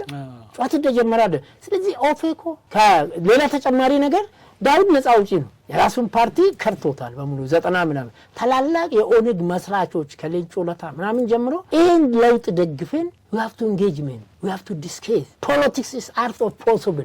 አንድ ወንበር ብናገኝ ለምሳሌ ዶክተር ዲማ ነገ የሚባለው ፓርላማ ያለው ሰው በግሉ ተወዳደረ። ገላሳ ድልቦ የሚባል ነፍሱ ሊመረና ታላቅ ሰው በግሉ ተወዳደረ። እነዚህ ኦነግ ምንድነው አምሮዎች ናቸው። እንግዲህ የደንታይ ናቸው። እንደ ስልክ እንጨት ቆሞ የቀረው ይሄ ኢሳይያስ ጉዳይ ፈጻሚ ነው። ፓርላንትን አቶ ዳውድ ኢብሳ ሌተናንት ጀነራል ዮሐንስ ገብረ መስቀል አዙሪት የሚል መጽሐፍ ጽፏል። ትልቅ መጽሐፍ ባክፈልገም ዳውድ አስመራው ነው። በኦነግ መግለጫ የሚወጣው ሻቢያዎች ነው የሚጽፉት። መጥቶ በዘበኛ መጥቶ ዳውድ ማተባረጋል። ኦነግ ውስጥ የሚደረገው ሪሺፍት ሹምሽበት ሻቢያ ነው እንጂ ሲምቦል ነው ማለት ነው። ሲምቦል ነው የለም። ይሄን ገብረ መስቀል ነው የጻፈው። መጽሐፉ ላይ ነው ያስቀመጠው። ገብቷል። ስለዚህ እነዚህ ሰዎች ቅድም እንዳልኩት ይሄ ነው እንትኑ ምንድነው ለተቀማጭ ሰማይ ቅርብ ነው እንደሚባለው። ዳዊትም እንዳልኩት እንትን የለው ትዳር የለው ቤት የላቸውም። አሁን ህንጻ ተከራይቶ ይኖራል። የዋ የኦሮሞ የአማራ የትግራይ ባለሀብቶች እኛ ካሸነፍን አዲስ አበባ ውስጥ የፈለክበት ቦታ እንሰጣለን ብሎ በዱቤ ነው ገንዘባቸውን የሚዘርፉት ከሀብታሞች ላይ። የኦሮሞ ሀብታሞች አሁን ዳዊት አሁን ስራ የለው፣ አያስተምር፣ ኢንቨስተር አይደለም፣ ሐኪም አይደለም። ምን ነው ተከራይቶ ዘልጦ የሚኖረው?